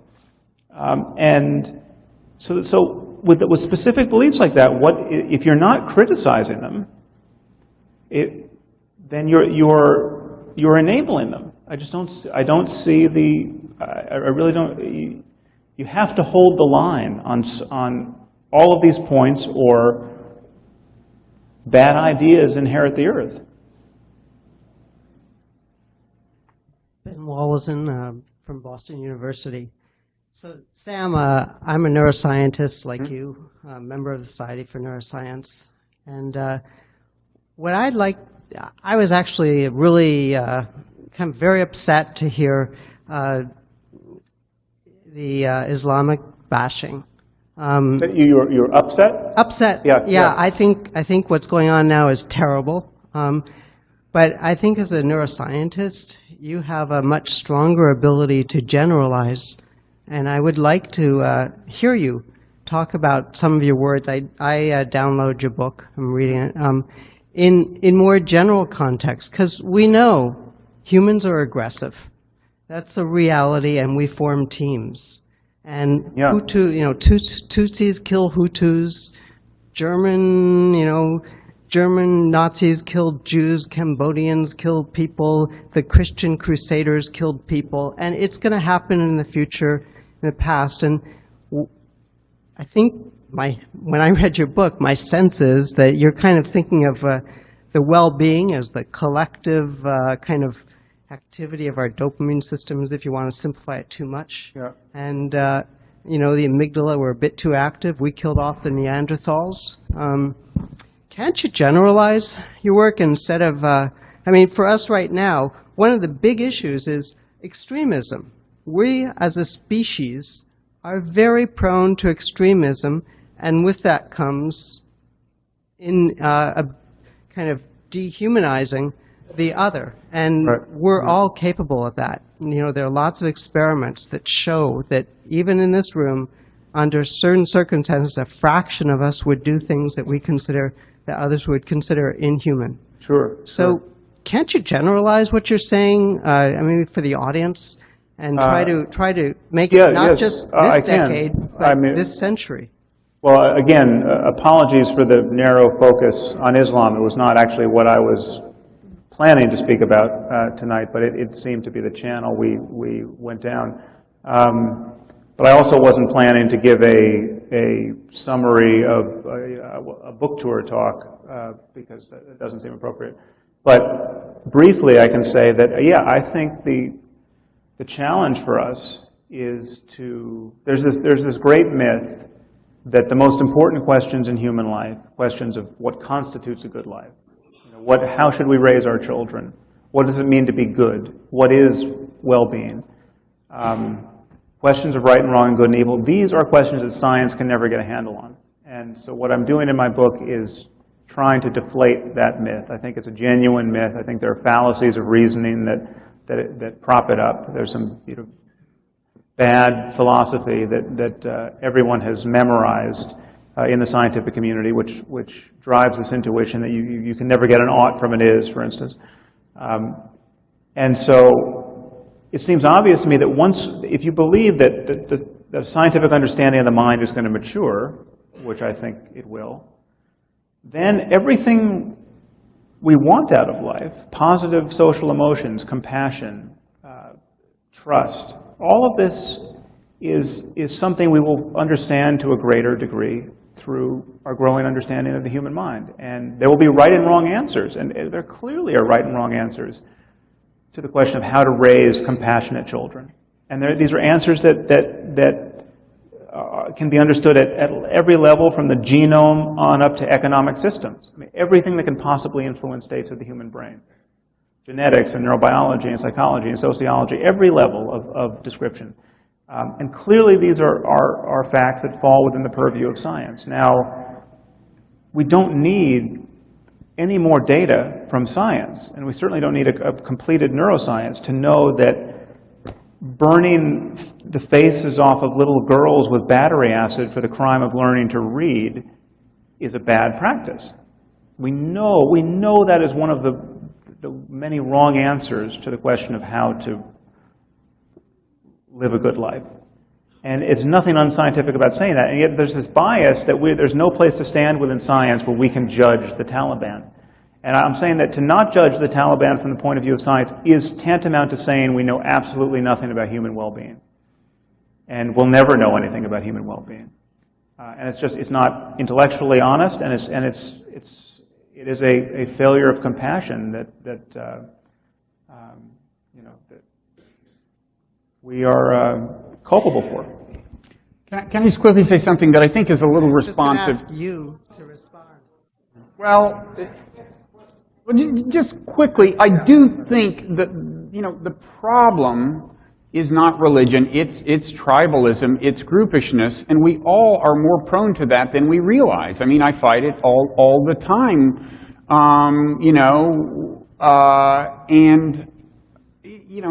that I think is somewhat in the spirit of your question. And the previous questioner said, there's no such thing as a peaceful religion. Well, there's probably no such thing as an eternally peaceful people either. I mean, there are people right now who are rightly worried about Chinese nationalism, which is a real force, believe me, that the Chinese government is worried about. That's not an especially religious country.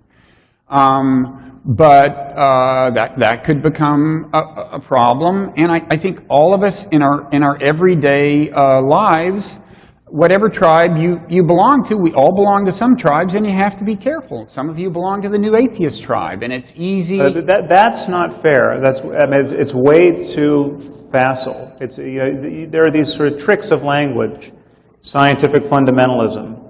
Okay, it's a nonsense term, and yet it's continually hurled at us, and Richard gets it more than anyone. It's just not true. There is no analogous groupishness to atheism. Actually, yes, there just isn't. First of all, I didn't even use the word atheist in the End of Faith. I mean, I never even thought of myself as an atheist, and I wrote that book. It's just not a variable that is operative the way any religion is. I will say this may or may not be relevant to what you're saying. I think it's not totally irrelevant. My book, The Evolution of God, could have antagonized almost anyone who read it closely. Certainly Christians, Jews, and Muslims, if they were believing Christians, Jews, and Muslims.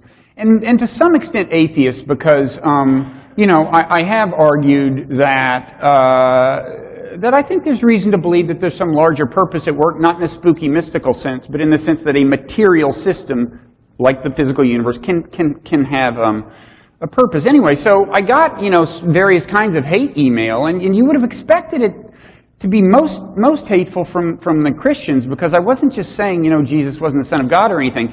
I was saying, and I wasn't doing the usual thing of saying, okay, it wasn't the Son of God, but he said all this wonderful stuff. I said he didn't even say the wonderful stuff, in my view. I think that was attributed to him later, after he died, and so you'd expect that I'd get a lot of hate email from Christians, but I gotta say, on balance, the atheists were nastier, and I think that's not insignificant. There was more hostility, and that's just I just throw that out there for possible reflection. Let's go to the next question.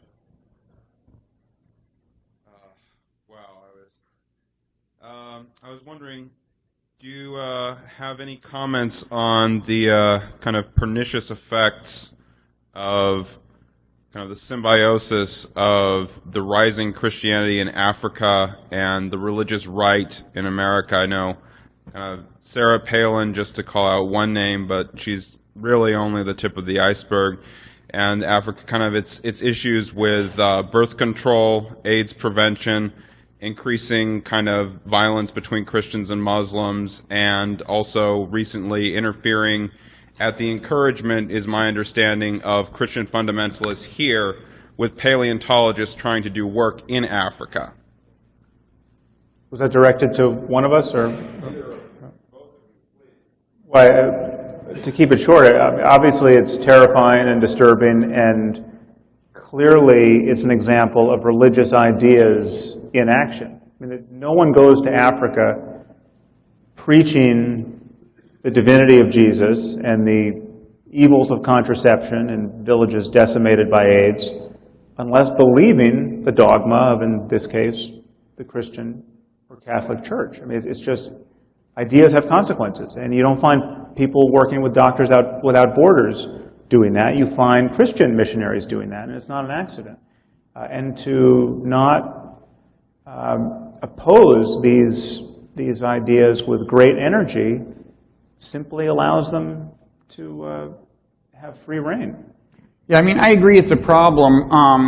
There's another problem with Christians is some of the aggressive proselytizing they do in Africa to Muslims. Muslims find very threatening and react very adversely to. Both of those are problems, to some extent driven by the religious beliefs of Christians. And I don't deny that religious beliefs matter. Again, I said that from the beginning. And these but you keep taking it away. In the next breath, you seem to discount the role of religion in any of the big consequential moments. I mean, I'm not always saying that. Sometimes I'm just saying that the thing that is most amenable to manipulation by us are the underlying material forces that will ultimately reshape the beliefs. I would say, though, that there are also a lot of missionaries, they're probably more likely to be Catholic than Protestant, who are just out there, doing God's work, so to speak. They're not trying to convert people. They are just out there trying to help people who need help.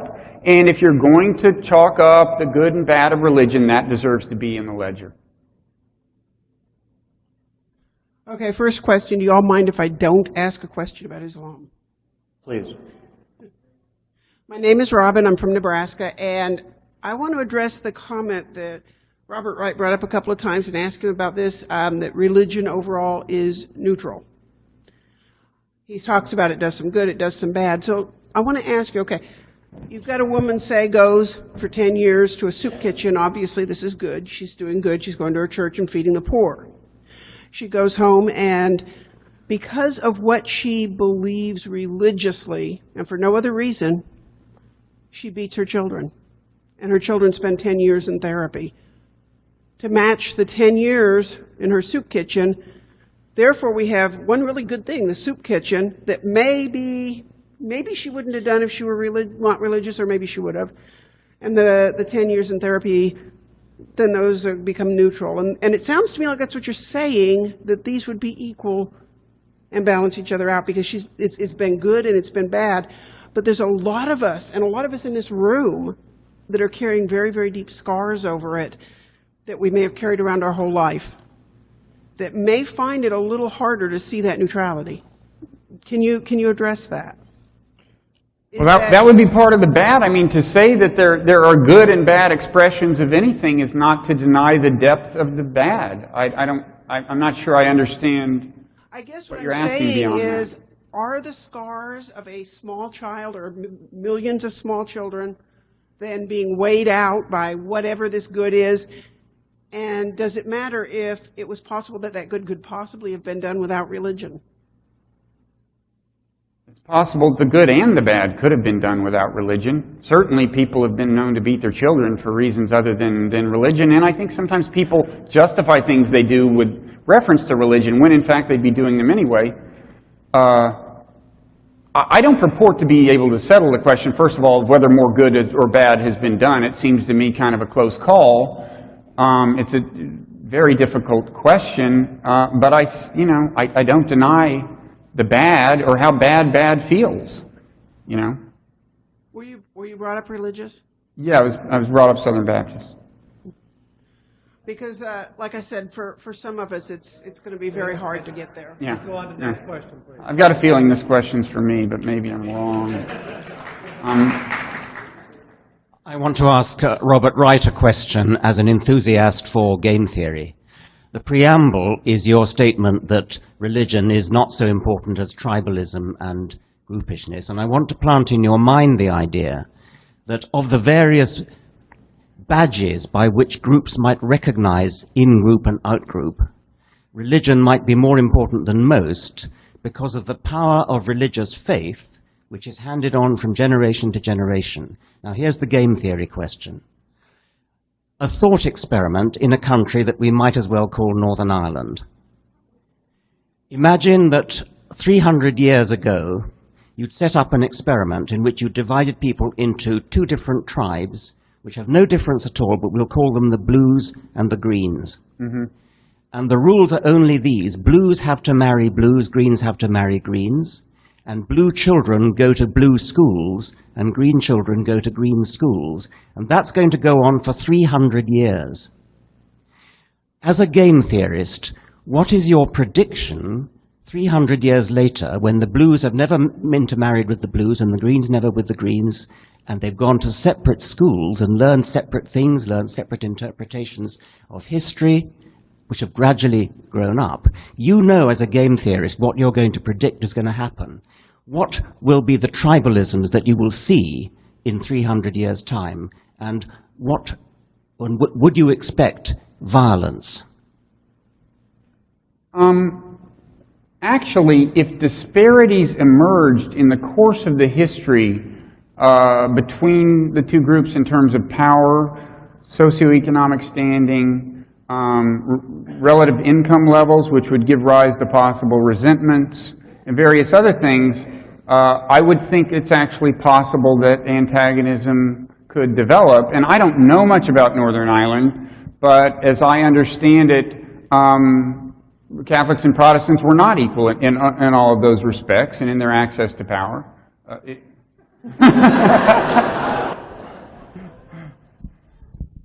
That may very well be true, but my point is, how do you know which tribe you belong to unless you've been to a Catholic school or a Protestant school? If they'd simply intermarried and gone to the same schools, you wouldn't be able to identify who's a Catholic or a Protestant. There'd be no such thing as a Catholic or a Protestant. Right. The world would be a better place.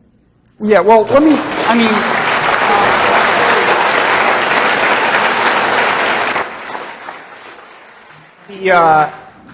the context for this is in a way something you've elaborated on since I think you wrote the thing that I criticized about Israel and Palestine. I actually have the quote here. I won't read the whole thing, but the upshot is you say, do I really think that Northern Ireland was about theology? Of course, no. Theology is the last thing on the minds. You're saying religious belief per se, in a sense, is not the issue.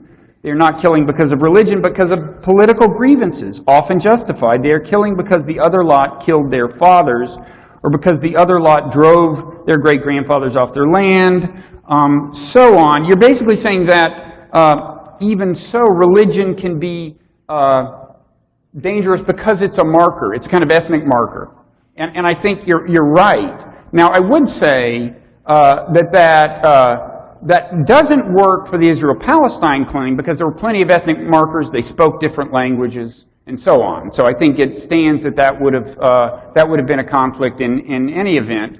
But I take your point that markers in general can be kind of dangerous, and it may be that in some, I think in a lot of cases. The religious marker has overlay with linguistic, with ethnic, and so on. So there might be conflict anyway. You've chosen an example where it may be that there wouldn't be. That's certainly possible. And bad if true. That is a quite different claim from that's a very different kind of concern from the kind of concern that we've heard generally from the new atheists, which is that it really is about religious belief per se and theological difference per se. In fact, Northern Ireland offers an interesting counterexample to that claim because, you might think, well, okay, Catholics and Protestants, they have their issues with each other, but when it comes to Muslims, surely they would unite on theological grounds, right? They both believe Jesus is the Son of God. Actually, I'm told that if you look at Catholic neighborhoods in Northern Ireland, you will find in many windows the Palestinian flag. Okay? They see some Muslims that they identify with, and the reason is that they see their socioeconomic condition as equivalent. So, I take your point, and I don't deny that religion can sometimes be bad in that sense, in the sense that any kind of ethnic or group marker is. It's kind of a different argument from what we've been hearing. Yeah. Well, let me just throw in my 2 cents here, because I think you sort of let yourself off the hook here. I was certainly hoping to. Clearly, there are situations in which religion is operative as a marker, differentiating two groups, but it's not actually the direct cause of the conflict. There's clannishness, there's vendetta, there's the history of violence, but there are clearly situations in which religion is the explicit cause of the violence. I mean, there are Sunni in Pakistan at this moment blowing up Shia mosques and blowing up Sufi mosques and blowing up Ahmadi mosques, and it is based on the idea that these people are apostates. Well, that's what they say, but there are also often in these cases clear-cut socioeconomic differences. At the beginning of this debate, you conceded that your analysis was powerless to account for the 19 hijackers. At least there were 19 people who really believed what they said they did. No, I didn't say it was powerless. I didn't say a materialistic account is powerless. Okay, I said the three factors that you had cited in your book could not account. So it's not economics, it's not education, it's not opportunity, it's not a history of oppression. None of these guys connect any of those dots. These are all college-educated guys living in Europe, free to do what they want to do. Some of them were married. They thought the best thing they could do was hit the wall at 400 miles an hour and kill 3,000 infidels. I wouldn't say there's no economics involved. No, but should we re-adjudicate this or just? I think we should continue the question. I would say that we're almost Actually at the 30-minute mark, but I'll allow 5 more questions, 5 more questioners. I'm sorry to interrupt this dialogue. As James H.D. from the Blue Oasis in the red state of Texas. Sam had mentioned truth. Diogenes, the original cynic, said that one of his tasks was to parakaratein ton nomisma, to invalidate, delegitimize, destabilize the currency. That has been the task for several hundred years of what's called historical critical scholarship as an ally to science and reason in undermining the beliefs that people have. We didn't talk much tonight about Judeo-Christian tradition, but a lot of that progress has been made against some resistance in the West. And if even Warrock had been here, he might be able to give us an idea of how it might proceed a little more gingerly, probably slowly, in the East. I wondered if either of you wanted to comment on the possibility of a via media, a third way, using critical scholarship to ask people where they got their beliefs. Most of their beliefs came from incompetent teachers who didn't know Hebrew, who didn't know Greek, who didn't know Aramaic, or any of the subjects that would be required to talk about God or Jesus or heaven. Any comments, please? Right. Well, briefly, I would say that yes, there has not been a tradition of textual criticism in the Muslim world because it's anathema, because the Quran is viewed as the literal word of God in a way that the Bible, frankly, isn't, even among fundamentalist Christians and Orthodox Jews. The Quran has a different status, and there are some efforts to do this now. Richard and I have actually funded a conference that organized by Ibn Warwick in Germany, subjecting the Quran to textual criticism. A lot of these guys have to run around with pseudonyms because they fear for their lives in Germany. And this is, Christopher Luxemburg, a pseudonym, the guy who announced to the world, to the amusement of everyone, that the word in Arabic for virgin, hur, probably meant white raisins. And so we imagine, the suicide bombers getting to paradise and getting a fistful of raisins. Amusing, but he lives in hiding based on that scholarship. He's a scholar of Semitic languages.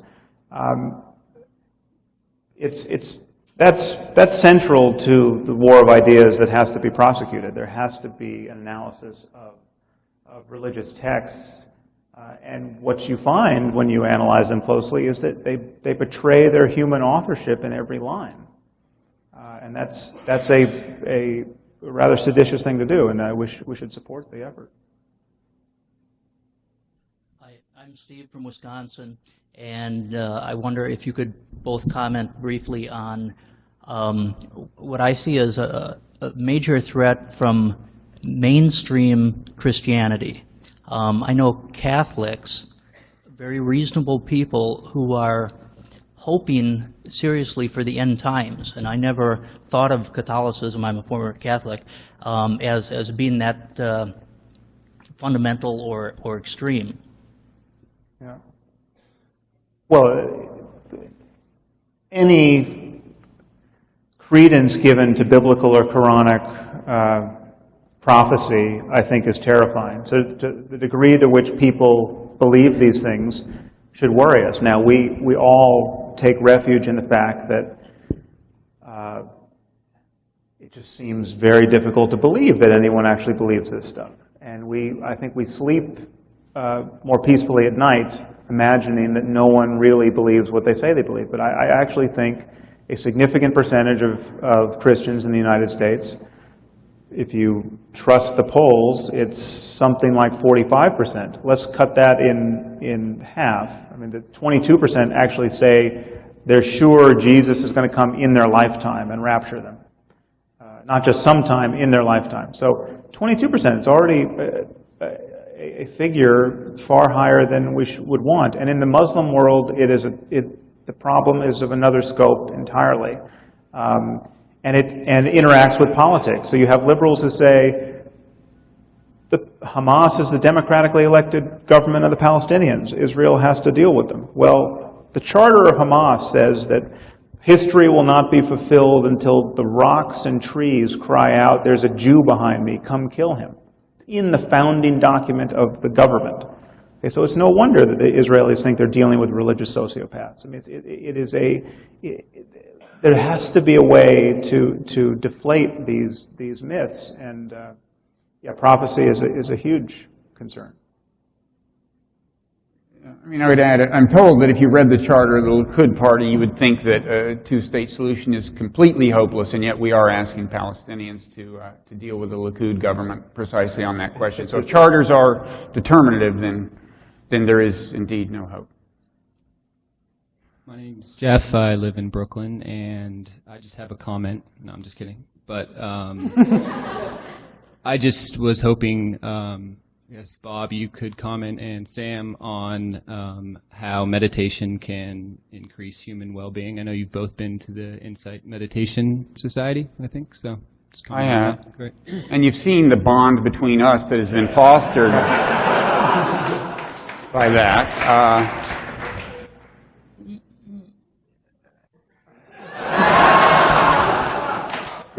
You want to take that? Or I'm happy to take it. I mean, I'm like the world's worst meditator by nature. I had tried to meditate, and finally, you know, I had to go to one of these retreats where you just don't talk for a week, and you just are forced to meditate intensely every day. It had a completely transformative effect.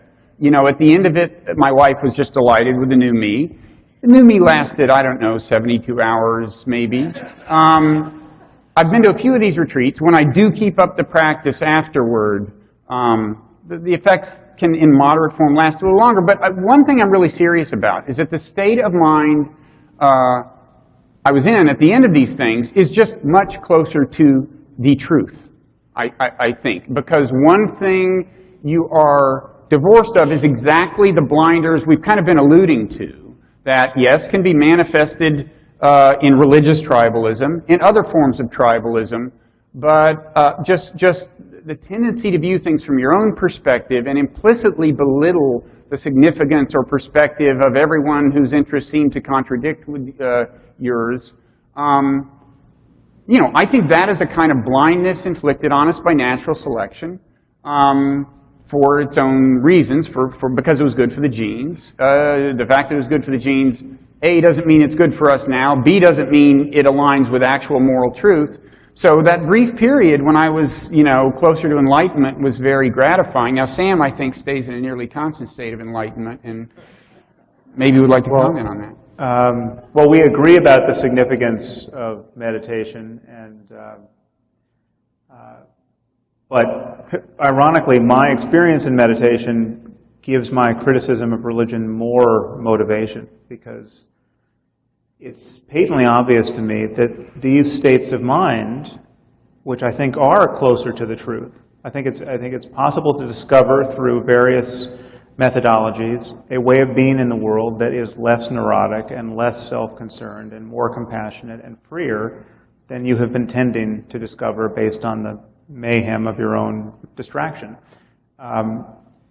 So that meditation is a tool for doing that. But there's absolutely nothing that one has to believe on insufficient evidence to explore that. And that's what is such a travesty that's why faith is such a travesty. And that's why belief-based religion, this idea that you have to lie to yourself or to your children about the nature of reality, is such an egregious way of missing the mark. And so I think meditation and the contemplative life would be part of any maturing scientific understanding of the human mind, and it's something I'm very interested in. My name is Claire. I'm from Los Angeles, and my question is for Robert Wright. You said that the tactics of the new atheists are unproductive and perhaps even counterproductive. How would you respond to someone like me who has been converted by the new atheists and wouldn't have access to this community if they hadn't spoken out? You know, I mean, I think that's good. You don't strike me as somebody who was on the path to suicide bombing before they converted you. I'm not belittling the significance of the conversion. If it's made you happier, that's great. But what I said was, the irony is that the people you're most likely to successfully convert are the people who aren't the problem. That doesn't mean, you know, the people who aren't the problem we're talking about, which is radical fundamentalism in the world. That doesn't mean it's not good that it happened. And I've got to say that, the success of books like Sam's and Richard's has kind of opened my eyes to how many people must have felt in communities across America, maybe, that they were oppressed, that they couldn't speak out about their skepticism. And that kind of surprised me because, I went to high school in San Antonio, which isn't exactly Manhattan. And, I used to go around saying I was an atheist, and I didn't get any blowback or anything. I was kind of a source of, an interesting, I was kind of exotic, but I stand corrected in having assumed that this was not an issue. It is an issue, apparently, that people either suffer from being in the closet as unbelievers, or are kind of believing and would be happier and feel liberated if they didn't. Yeah. Well, very briefly on that point, let me just say I have the fact that I hear from readers has given me a window onto a world that I would never be aware of through my own experience. And I hear from people who have literally never met anyone in their life who has ever confessed the slightest doubt about God. And they are sure that they will be ostracized if they breathe a word of their doubts.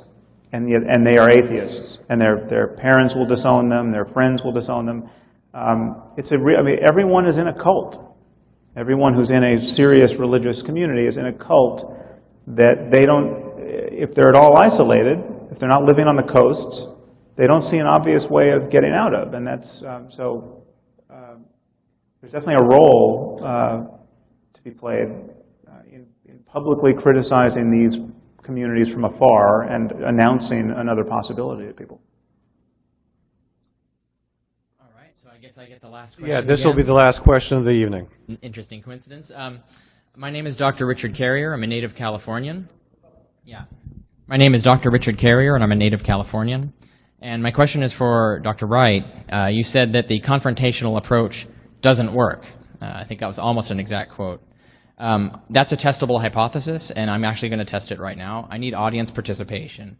We're going to do a scientific experiment. So for a scientific experiment to be accurate, I need everybody to participate. Don't be shy. I know some people are shy about raising their hands. How many people here, by a show of hands, are now an unbeliever, but were once a fundamentalist believer? Let's see hands.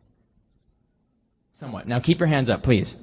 Now, if the answer to my next question is yes, then lower your hand.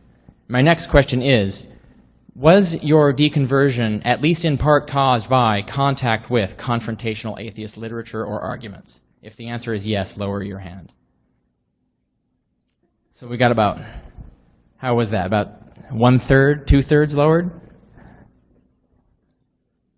Look pretty similar. Let's do that again. Let's get the hands. All converts, get up. Yeah, it was more than half. Okay, and lower your hand if your deconversion was at least partly caused by contact with confrontational atheist literature or arguments.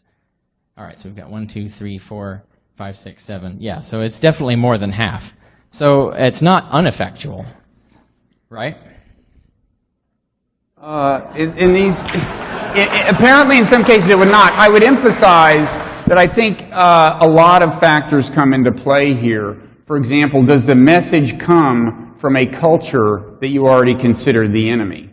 And I would also say that, fundamentalist is a pretty, like evangelical, a pretty fuzzy term. I mean, the fundamentalists we're most concerned about are the people who have the potential to be violent. And I was thinking largely about the ones in the Muslim world. And I'm suggesting, I don't have any empirical evidence of this because, this is a really hard study to do, but I'm suggesting that in the Islamic world, the fundamentalists you would be most concerned about are absolutely not going to be swayed in the direction you'd like by a confrontational approach from an American. That's a very strong intuition of mine, but, I can see that's all it can be.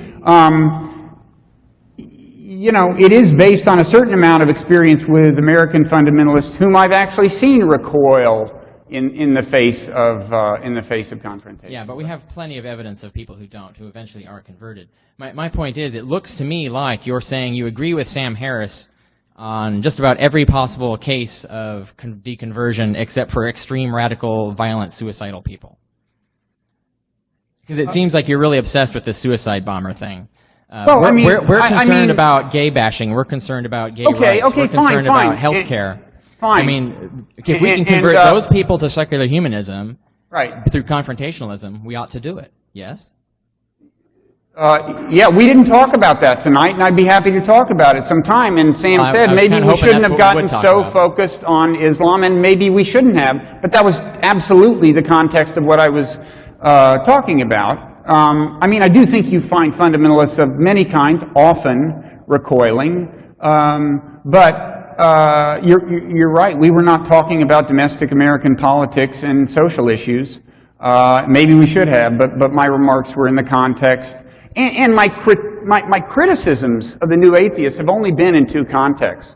One is the kind of educational agenda, the Kansas question, but my bigger concern is precisely the so-called war on terror. And that's what that's what I was talking about. Okay, yeah, well, we have a lot of other... I absolutely, I respect that.